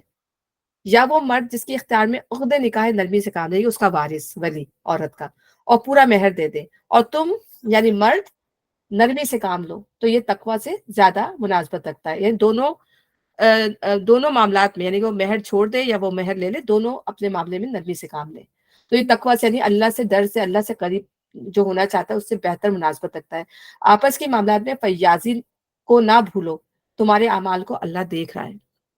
یعنی عورت سے اگر شادی ہو گئی ہے، نکاح ہو گیا، مہر ہوا یا نہیں ہوا، دونوں معاملات میں اللہ کہہ رہے ہیں کہ اللہ نے اگر تمہیں اتنا دیا ہے تو فیاضی کے معاملات کو نہ بھولو. ٹھیک ہے، دے دو، کچھ دے دلا کے رخصت کر دو، اور اگر مہر مقرر کیا ہے تو مہر بھی آدھا ادا کر دو. اپنی نمازوں کی نگہداشت رکھو، خصوصاً ایسی نماز کی جو محاسن صلات کی جامع ہو. اللہ کے آگے اس طرح کھڑے رہو جیسے فرمانبردار غلام کھڑے ہوتے ہیں. بدمنی کی حالت میں ہو تو خواہ پیدل ہو خواہ سوار ہو، جس طرح ممکن ہو. اللہ آگے ٹائم ہو گیا ہے. جس طرح ممکن ہو نماز پڑھو. جب امن میسر آ جائے تو اللہ کو اس طریقے سے یاد کرو جس طرح اس نے تمہیں سکھا دیا ہے، جس سے تم پہلے ناواقف تھے. یہاں پہ عصر کی نماز کی بات ہو رہی ہے کہ اس زمانے میں جو تھی وہ لوگوں کی عصر کی نماز نکل جایا کرتی تھی، کیونکہ اس وقت زیادہ کاروبار تیزی سے چل رہا ہوتا تھا اور بہت ہی بزی ہوتا تھا. تو یہاں پہ اللہ تعالیٰ نے بیچ میں، ظاہر کوئی ایسا معاملہ آ گیا ہوگا تو اللہ تعالیٰ نے بیچ میں سے اس کو چھوڑ کر اللہ تعالیٰ نے ان آیات کو نازل کیا کہ لوگوں کی نمازیں ضائع ہو رہی ہوں گی، اور لوگ سوال بھی پوچھ رہے ہوں گے کہ ہماری نمازیں جو ہے ڈسٹرب ہو جاتی ہیں، اور ہم اس وقت ہمارا جو ہے یہ کاروباری زندگی اتنا زیادہ چل رہا ہوتا ہے. دیکھیں اللہ تعالیٰ کہہ رہے ہیں کہ اپنی نمازوں کی نگہداشت کرو. کچھ بھی ہو نمازیں آپ کو پڑھنی ہے ہر صورت میں. تو اپنی نمازوں کی نگہداشت کرو، خصوصاً ایسی نماز کی جو محاسن صلات کی جامع ہو، یعنی بیچ کی نماز، صبح کی، دوپہر کی، اس کے بعد جو عصر کی نماز ہے، یہ بہت یعنی کہ امپورٹنٹ نماز ہے. اللہ کے آگے اس طرح کھڑے رہو جیسے فرمانبردار غلام کھڑے ہوتے ہیں. اللہ کے آگے جو ہے اس طرح کھڑا ہونا چاہیے. بدنمنی کی حالت میں ہو تو خواہ پیدل ہو خواہ سوار ہو، جس طرح ممکن ہو نماز پڑھو. جب امن میسر آ جائے تو اللہ کو اس طریقے سے یاد کرو جس طرح جو اس نے تمہیں سکھا دیا ہے، جس سے تم پہلے ناواقف تھے. تم میں سے جو لوگ وفات پائے اور بیویاں چھوڑ رہے ہوں، ان کو چاہیے کہ اپنی بیویوں کے حق میں یہ وصیت کر جائیں کہ 1 سال تک ان کو نان نفقہ دیا جائے گا اور وہ گھر سے نہ نکالی جائیں گی. ٹھیک ہے نا. تو اگر یہ بھی چاہے وہ بیویاں بوڑھی ہو گئی ہوں یا پھر وہ جوان ہوں، چاہے وہ جس طریقے سے ہو، کم عمر ہو، تو یہ اگر مرد مر جائیں تو یہ وصیت کر جائیں کہ اس عورت کو 1 سال تک اس گھر سے نہیں نکالا جائے گا، اور اس کو نان نفقہ دیتے، یعنی کہ وہ ایک تو یہ ہوتا ہے میراث ملے گی، یہ جو ہے وصیت ہے کہ اس گھر میں ہو سکتا ہے وہ عورت کا گھر نہ ہو، وہ پورے کمبائنڈ فیملی کا گھر ہو، پھر میراث تقسیم ہوگی تو وہ الگ بات ہے. لیکن جب تک وہ اس گھر میں رہ رہی ہے تو اس وقت تک تمہیں جائز نہیں کہ 1 سال تک اس کو اس گھر سے نکالو، اور وہ گھر سے نہ نکال جائے. پھر اگر وہ خود نکل جائیں تو اپنی ذات کے معاملے میں معروف طریقے سے وہ جو کچھ بھی کریں اس کی ذمہ داری تم پر نہیں. یعنی اگر ان کی عدت ختم ہو گئی ہے اور وہ 1 سال نہیں رہنا چاہتی ہے، ماں باپ چاہتے ہیں یا بھائی بہن چاہتے ہیں وہ ہمارے ساتھ آ جائے، تو پھر کوئی مذائقہ نہیں کہ اپنے گھر چلی جائے. اللہ سب پر غالب اقتدار رکھنے والا اور حکیم و دانا ہے. اسی طرح جن عورتوں کو طلاق دی گئی ہو انہیں بھی مناسب طور پر کچھ نہ کچھ دے کر رخصت کیا جائے، یہ حق ہے متقی لوگوں پر. اس طرح اللہ اپنے احکام تمہیں صاف صاف واضح فرماتا ہے. امید ہے کہ تم سمجھ بوجھ کر کام لوگے. ٹھیک ہے. تو اب یہاں تک جو ہے ہماری جو ایک باب تھا سمجھے طلاق سے ریلیٹڈ اور معاشرے سے ریلیٹڈ، وہ اب ختم ہوا. اب انشاءاللہ ہم کل آگے کنٹینیو کریں گے. تو امید ہے کہ آپ لوگ کو سمجھ میں آ گئی ہوگی. ظاہر بڑے فقہی معاملات ہیں، ظاہر میں تو اتنا زیادہ وہ نہیں ہوں، لیکن جو مجھے تھوڑا سمجھ تھی، جو میں نے سنا، جو میں نے پڑھا، تو میں نے اس کے مطابق آپ کو بتا دیا. تو انشاءاللہ تعالیٰ کل ہم کنٹینیو کریں گے. اللہ تعالیٰ ہمیں اس کو پڑھنے کی، جو کچھ بھی میرے منہ سے اللہ تعالیٰ غلط بات نکل گئی یا کوئی غلط چیز نکل گئی، اللہ تعالیٰ معاف فرمانا اور اللہ تعالیٰ اسے قبولیت عطا فرما. ٹھیک ہے. تو ربنا تقبل منا انک انت السمیع العلیم وتب علینا انک انت التواب الرحیم. سبحانک اللہم وبحمدک اشہد ان لا الہ الا انت استغفرک واتوب الیک. السلام علیکم ورحمۃ اللہ وبرکاتہ. وعلیکم السلام ورحمۃ اللہ وبرکاتہ. جزاک اللہ خیر. جزاک اللہ خیر. وعلیکم السلام ورحمۃ اللہ. وإياكم. جزاک اللہ خیر. جزاک اللہ خیر. جزاک اللہ خیر. وعلیکم السلام ورحمۃ اللہ وبرکاتہ. وعلیکم السلام. وعلیکم السلام everybody. اللہ حافظ سمیرہ. اللہ حافظ. ریکارڈنگ اللہ حافظ everyone.